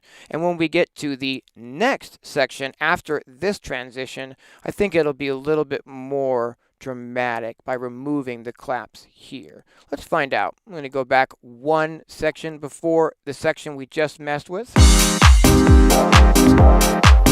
Oh, let me answer your question before I do that, Russ. I don't actually do a hard left and a hard pan, a hard left or hard right pan on pretty much anything. For the most part, I'm doing just gentle pannings or medium panning. I don't typically have a sound that's coming out of only one speaker. And the reason is because, believe it or not, even though it's, the modern day and whatnot, and all the advances in technology, most of the sound systems that are in clubs today are mono sound systems. And the reason for that is, if you're in a club, you want the sound to be consistent no matter where the people are in that club. You want the sound to be decent if they're, over here in the front, or also maybe if they're back over here in the back corner at the bar or something, right? And if you've got a fully wide stereo system and some sounds are only coming out over here, but you've got your punters way over here in this corner, they're not going to hear these sounds at all, and it kind of, can ruin the experience. So a lot of modern day club systems, in the majority, are still mono systems. And so if we do really extreme panning, where a sound is coming out of only one speaker or the other speaker, when you play that wide stereo mix on a mono system, you can lose sounds entirely. So like if you've got a sound panned all the way to the right, but you're playing it back on a mono system, it's only representing the left channel maybe, you're not going to hear that sound at all.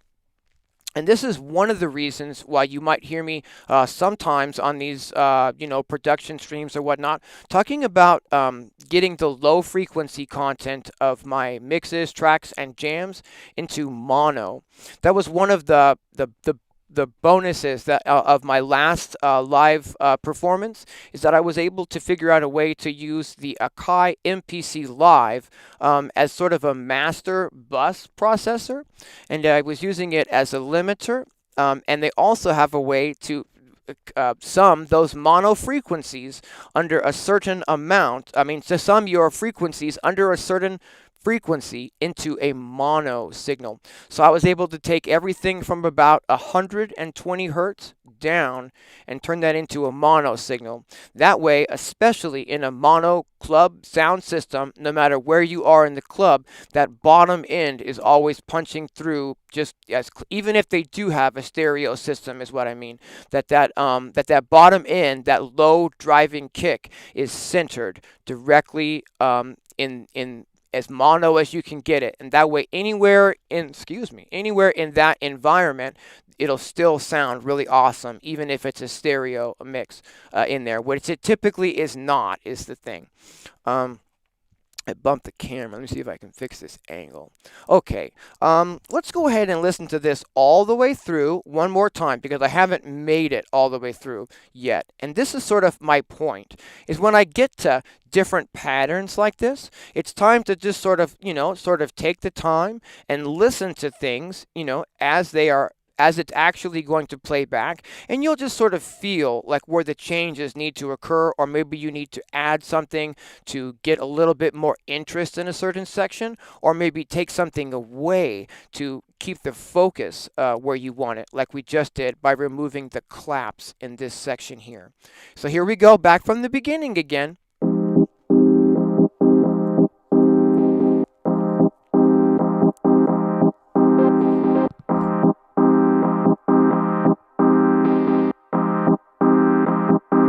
Used to play in the Ministry of Sound. Ooh, I bet that was awesome.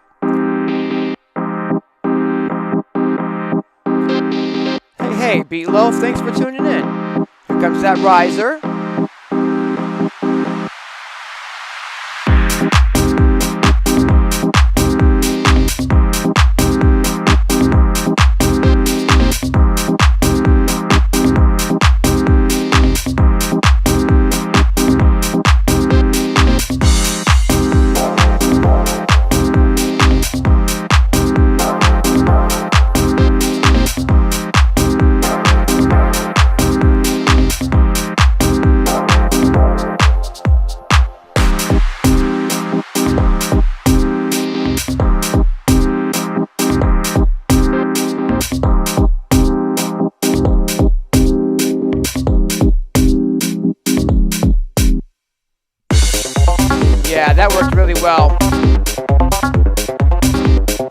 able to take the energy in this pattern down quite a bit. So when we launch into a new section, it's easy for the listener to understand what's going on. Okay, cool.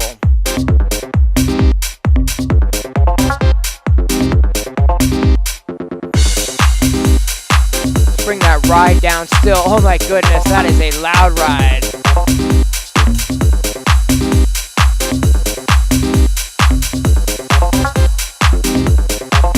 Better. And again, that's definitely why I want to listen to things in their actual order sometimes when you're working on the individual sections. So when we, get to this section here where we've added a ride, maybe when we were working on that section individually, it sounded great, but now that we're hearing it in context, we'll realize that that ride is maybe way too loud. So we've been streaming for just about 2 hours today. I'd like to go ahead and see if we can add one more element before we call it today. And I think what let's try to do is just get a really basic pad type of sound that can sort of create a melodic content in this section here, which feels a little bit sparse to me. So what let's do is make sure that we get a save on, and I'm going to go ahead and go to our magnifying glass here so that we can add a virtual instrument. We're going to add a second bank at this time, and we're going to click on plugins over here, click on audio units V3, and let's see what we might want to add. I still think we're probably just going to go back with the Synthmaster 1 for now, because it's got some ARP presets that we can potentially find something a little animated maybe. By default we can hear that. Let's go ahead and turn it down just a little bit so that it's not super loud. And let's see here. We're going to click on let's see here, let me show you. It's the keyboard icon will bring up the virtual instrument that you've got on those pads, and then you can get into the browser as needed. So here, I think I'd like to find something like a Synth Pad. So I'm going to click on Synth Pad, and we're just going to start scrolling through some presets and see if any of these sounds maybe sounds like something we'd like to add to the session here. What I'll do though is, yeah, we're looped on these last 16 bars. That'll be fantastic. Cool. Let's go ahead and bring up Synthmaster 1.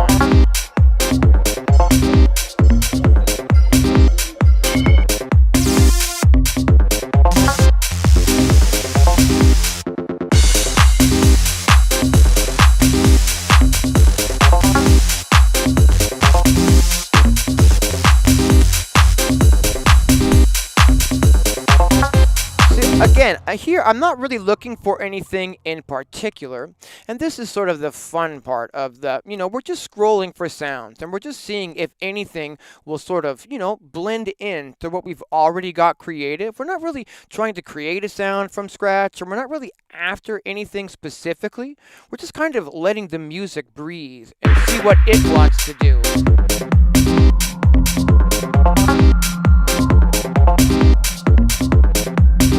Kind of cool. Not quite what I'm looking for though. A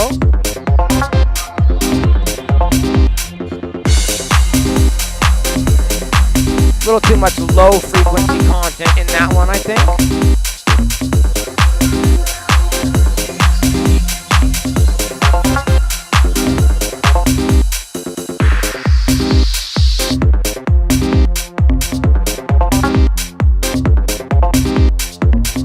And there it is.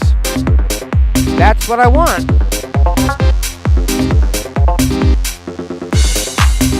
I just want a really simple pad sound that we can use to kind of fill up some of the missing frequency content here.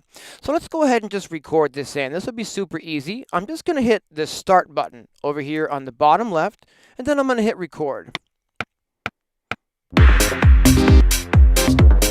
And I'm just going to hold down one note here. That's all I'm going to do. This sound has already got a little bit of filter movement on it. 2, 3, let go.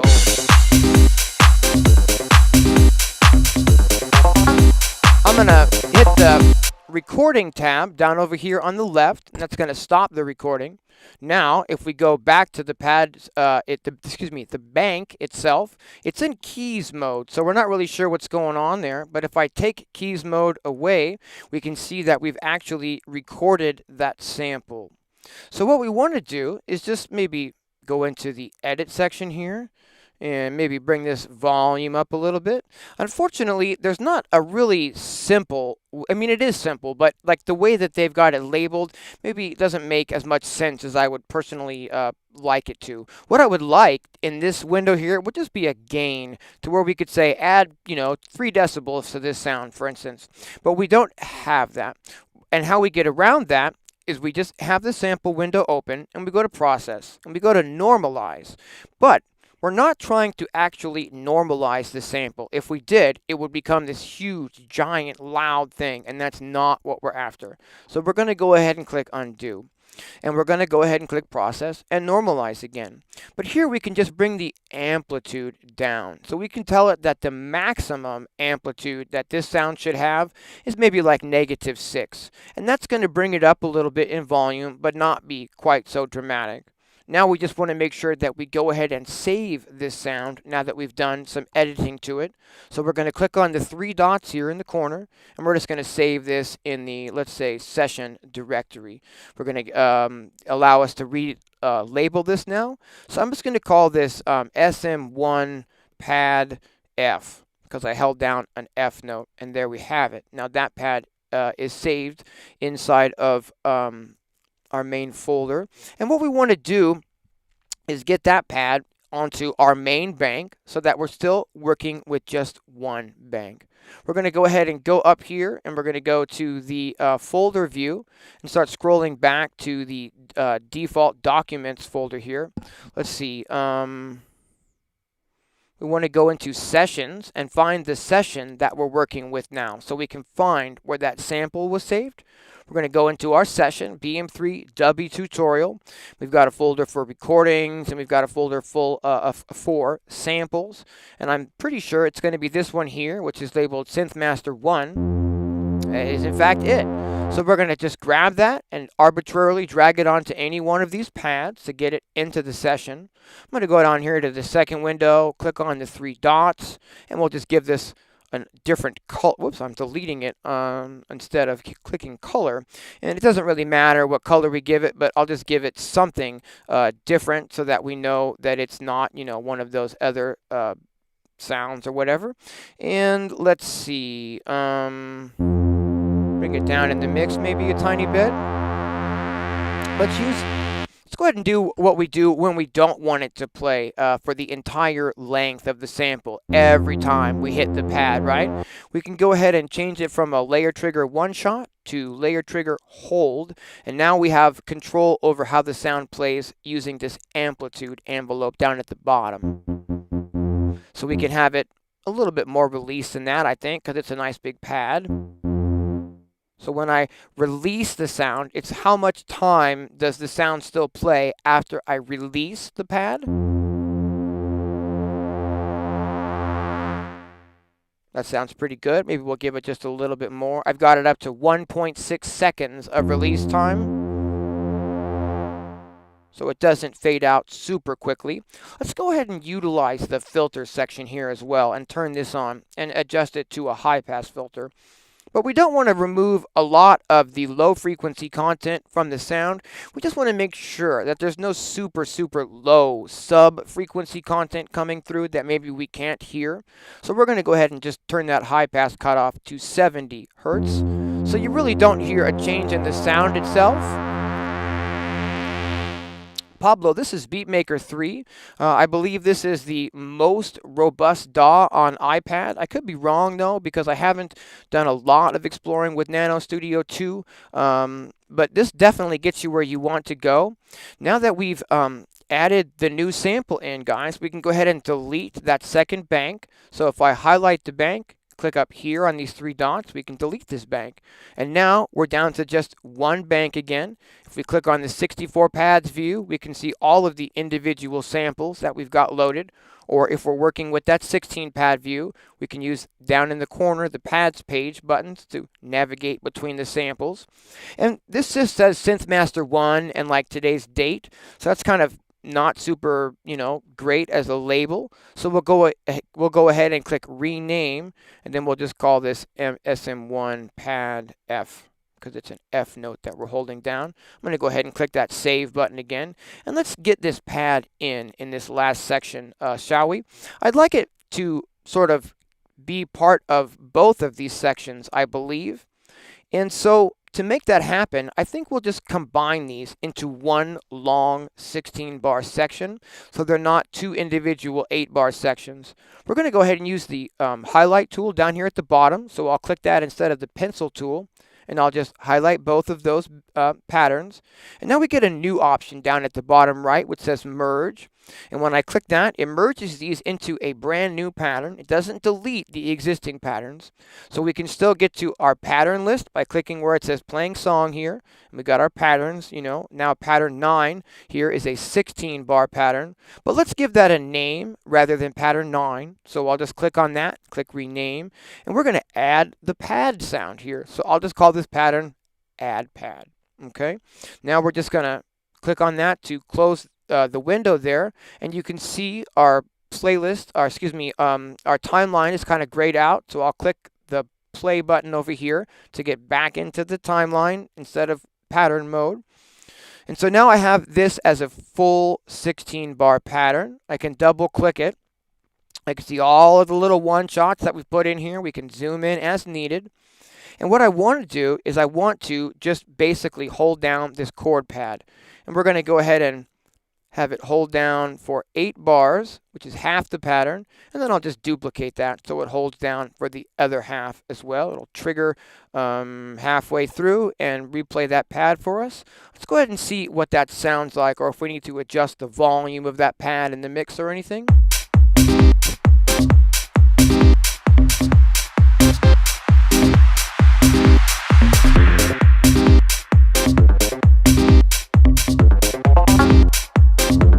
Oh, I see. What am I doing wrong here? Well, that doesn't make any sense. So you can see it playing, and there's a sample there, but it's kind of cutting off that sample. And I'm glad that this happened, actually, even though I can't explain it. And here's why. Because when anomalies happen inside of Beatmaker 3, as they're, prone to happen, we'll go ahead and make sure that we're saved, and then we'll just close the app. We'll give it a second to kind of reset and get those little gremlins maybe out of the system if they're hiding, and then we'll just open this up again and see if we can't fix that. Open session. That's always my go-to. My go-to first step when anything is acting even a little bit strange is to go ahead and close the app and restart. And sure enough, it immediately thinks that we are missing some samples. Some samples couldn't be found. Do you want Beatmaker 3 to locate them? Let's go ahead and say yes. And yeah, for sure, it's definitely having some trouble with that sample. I'm not exactly sure why, but let's figure this out. We're going to go into the folder icon. We're going to go back into, let's see, where did we get this? It was in the sessions folder. And it's in the folder for the session we're working in, BM3 Dubby Tutorial. And it's in the samples folder, SM1 pad. I'm going to grab that. I'm going to drag it into this window over here. Now, it resets the sampler every time you drag a new sample into it. So we're going to need to readjust these settings. I'm just going to bring the volume down, and I'm going to turn that high pass filter on, bringing out, removing any of the super low frequencies that maybe we can't hear. We're going to take it from a one shot to a hold, and I'm going to bring the release quite a bit up so that it doesn't shut down really fast when we take our finger off the pad. I'm not really sure what the problem was there, but you can see it didn't take a lot of time to fix that. We've given that a new color again and hit save. I'm going to go back in here and see if we can get it to play this time.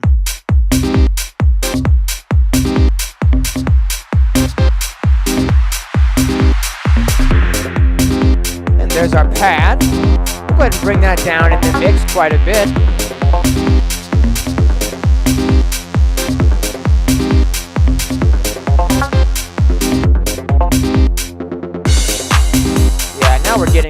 I'd like to maybe remove a little bit more low frequency content on that new sound. So I'm going to bring our high pass filter up to about 150 hertz. I think what we'll also do with this new pad is add a little bit of the reverb we have in the mix. So remember, if I go from the main pads tab, we got the next one down is the sampler tab. The next one down is the playlist and patterns and scenes tab. And down at the bottom, we have our mixer tab where it shows our bank. If we double click on that bank, it opens the whole thing up as an actual mixer view. You can see all the individual levels. Here's our new pad sound, and I can just send that to the reverb we have in the mix to sort of help that pad get in the same acoustic space as a lot of the other sounds in our mix. Let's see what that sounds like. I may need to bring that sound down a little still.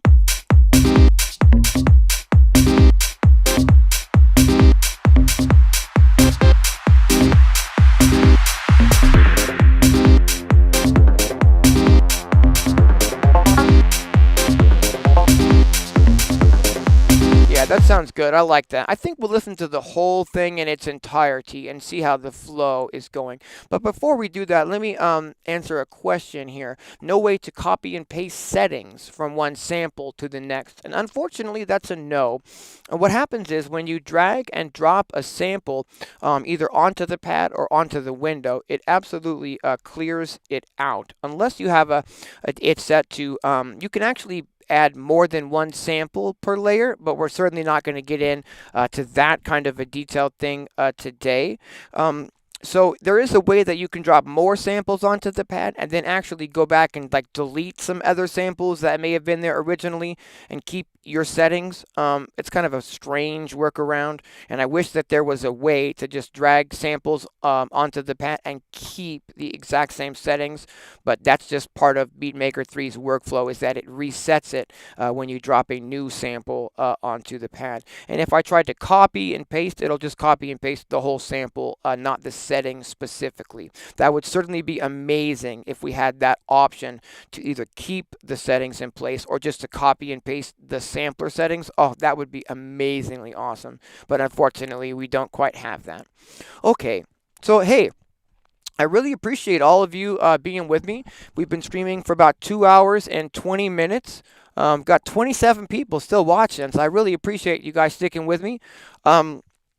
We're going to check out the groove in its entirety and see how we did here. And then I think we're going to call it for today.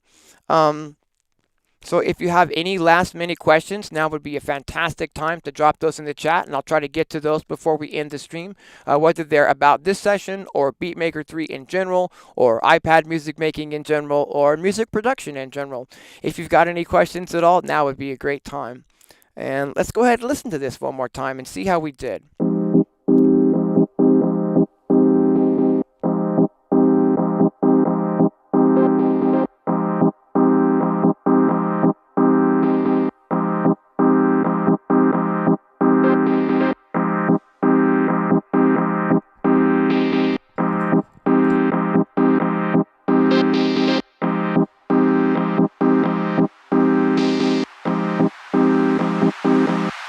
Hey, thanks, Brett. I mean, Meatloaf, sorry.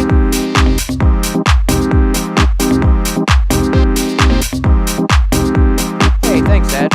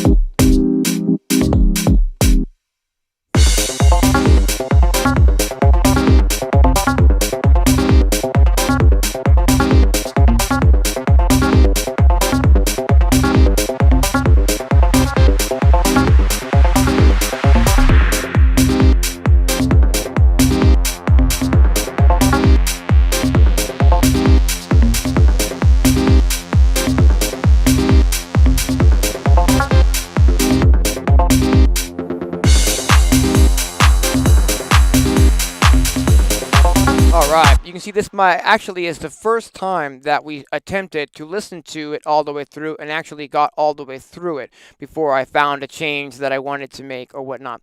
But I'd like to answer a question at this time. SLP Ground Sound Music is actually asking about putting stuff on the master channel, I believe, and you absolutely can do that in Beatmaker 3, and that's one of the things that I love about it, and encourage you guys to experiment with as well. So if we go to the fourth tab down, okay, however many banks you've got will be populated here. We just have the one bank. Don't forget you can double tap on that and open it, okay, if you want to get more individual control over the sounds, over the sends, over some extra pen controls here, and to see them in that respect. But if we want to just get the main out, all we have to do is highlight the main out. We can double tap it here, and we can get the audio effects on the main out channel. All of the banks you have in Beatmaker 3 will all be routed through the main out. So here I've got two plugins on the main out so that every sound in this mix is being routed through these two plugins. The first one is the FabFilter Pro Q3. This is just an EQ plugin. All I'm using this for on the master bus is to remove any sub frequencies below 20 hertz here, because speakers can't really represent the frequencies that are lower than 20 hertz, so they don't really need to be there. This is a trick that I learned actually from a techno producer. I don't know if I can pronounce his name. Robert Babbitt's, B-A-B-I-C-Z is the thing. And apparently people are really eager to have him do mastering stuff on their tracks. And I saw an interview with him where he was speaking about the first thing he will do when he masters a track is remove any super low sub-frequency content beneath 20 hertz. And he will also use a high-pass filter to remove any of that ridiculously high frequency content that may, damage or fatigue your ears, or also is so high that it can't be represented from a speaker either. I'm not talking about shaving off frequencies that you can hear. I'm talking about frequencies that are so high that speakers can't represent them and that the human ear can't hear on both sides of this spectrum. And when you remove those frequencies, you get a little bit more headroom in your mix, meaning your mix is just that much louder and more cleaner. And as soon as I heard that technique, I've been using it ever since for like maybe 3 or 4 years now, and I really love this technique. I'm boosting up the kick drum kind of frequency content just a tiny bit to get a little bit more oomph out of the kick drum. And then the entire mix is going through the Amazing Noises limiter.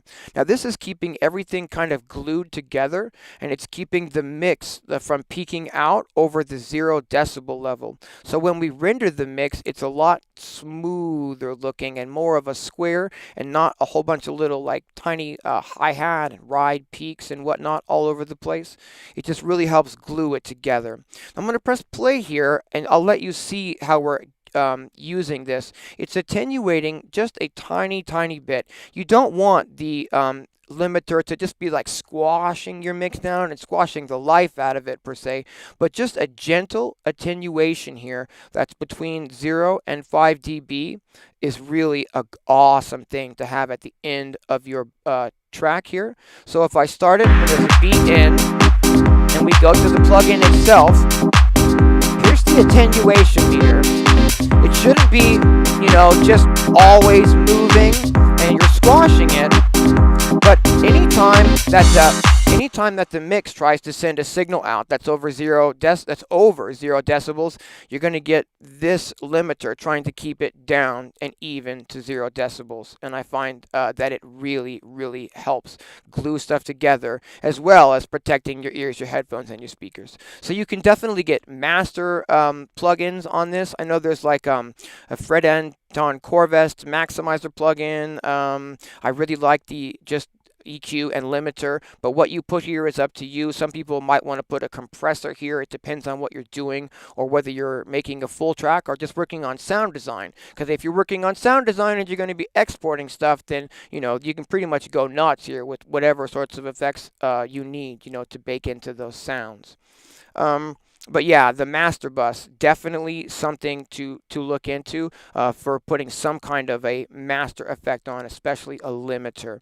And again, you'll get to that just by clicking on a bank or the auxiliary channel that you want to affect, and then you can just drop effects on that channel. Now let's say though that you only want to maybe put an effect on one of the pads in the bank, okay? Here's how we can do that. You see how there's nothing here and it wants to, put an effect on the entire bank? But there's a little like icon of pads there, and we can kind of click next to that. And then it tells Beatmaker 3 that you want to affect individual pads basically. And now if I click here, it opens a window and I can select either to put, an effect on the entire bank, or there's a new little, feature here where we can select an individual pad. And now at the top, it'll say select track, and it's going to show every single sample that you've got loaded onto a pad. Any pad that has a sample onto it will show up here. So let's say we wanted to maybe just affect this clap sound, right? And no other sounds. Just we want to maybe do something with this clap sound. If I click that sound, it knows now here that I want to affect pad 4 only, and I can add an audio effect. Let's say I want to add the Pro Q3 EQ to this. Maybe I want to EQ the clap, right? I can go audio units V3, and I can just scroll down a little bit, find the Pro Q3, there it is, highlight it and click load, and now that effect is on just the clap sound. And depending on how fast and how powerful and robust your iPad is and how much it can handle, you can continue adding as much stuff as your iPad can handle. And we can EQ this sound individually as needed, so depending on, I obviously wouldn't probably get that crazy with it, but depending on what you need, that's what you can add on the individual pads. So here's main out, right? It still says clap pad 2, but if we click there, we can select main out, and there's what's on main out. If we click here, we can choose like the auxiliary send. Here's an EQ, and then our reverb, or we can choose, select pad, and then any of the sounds that are in our bank, and we can affect just that one pad. I hope that makes sense. And you can just keep loading sounds or sampling sounds up until your iPad can't handle it anymore. If for some reason you've gone all the way to the top and you still need more sounds, then it would definitely be time to add a second bank. But that's never happened to me personally. I've always been able to get, through what I needed to get through. I'm just going to check the chat real fast and make sure that I'm not missing any questions.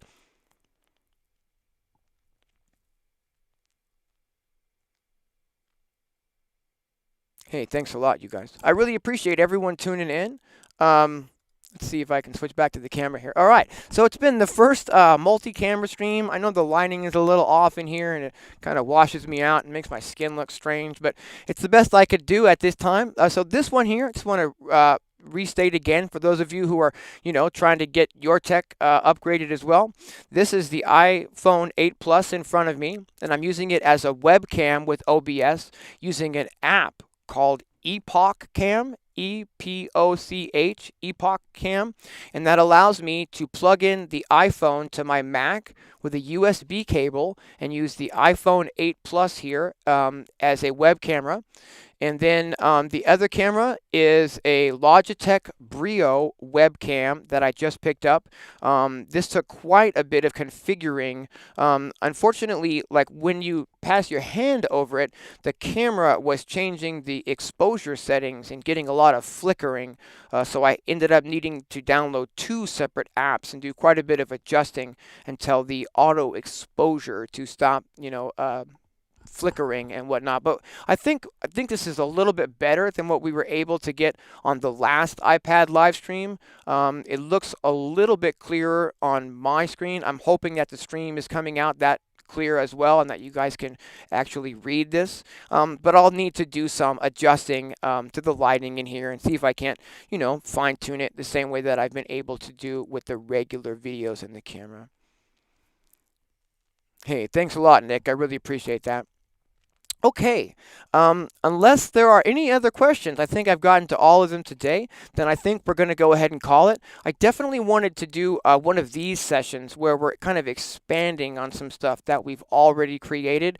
It's difficult to do in real time. I typically spend, maybe about 20 hours. Give or take, to finish an actual track like this, where we're going in, from scratch rather, and starting building up the sounds and adding along the way and doing all of the different patterns and adding more sounds and getting a little bit of that automation into the mix. So it's I mean, we can't just hang out for 20 hours, while I'm trying everything under the sun. But I definitely appreciate everyone tuning in. We've got it doesn't say. But actually, it looks on my iPad like the stream is frozen. I hope the stream's not frozen. I hope we're still going. But I am going to go ahead and call it for today, and we will be back next Sunday. I'm not sure what kind of a stream it's going to be. Again, for those of you who missed the beginning, this isn't a Eurorack patch lab today because I was having a lot of trouble getting the cameras to where like it actually made sense. To even do a two-camera stream. I wasn't really able to get all of the Eurorack in the shot to where you guys could actually like see what I'm doing per se. And hopefully the custom Eurorack case that I've got coming soon, hopefully it should be here this month, hopefully, will allow kind of everything to be in a more permanent location, and then I can kind of hopefully figure out how I'm going to shoot that in the live streams, and start working on that, But until then, rather than just spread everything out on the desk and still give you guys a lousy camera shot, I decided to do another Beatmaker 3.1 today so we could test if the live stream is really allowing us to see the iPad screen and everything. Only had one small buffering interruption, no big hiccups. Fantastic. Screen is not frozen. All right, well then my iPad is just being a little odd. Okay, I really appreciate everyone being with me today, and until next time, thanks for watching. See if I can figure this out now. Okay. Okay.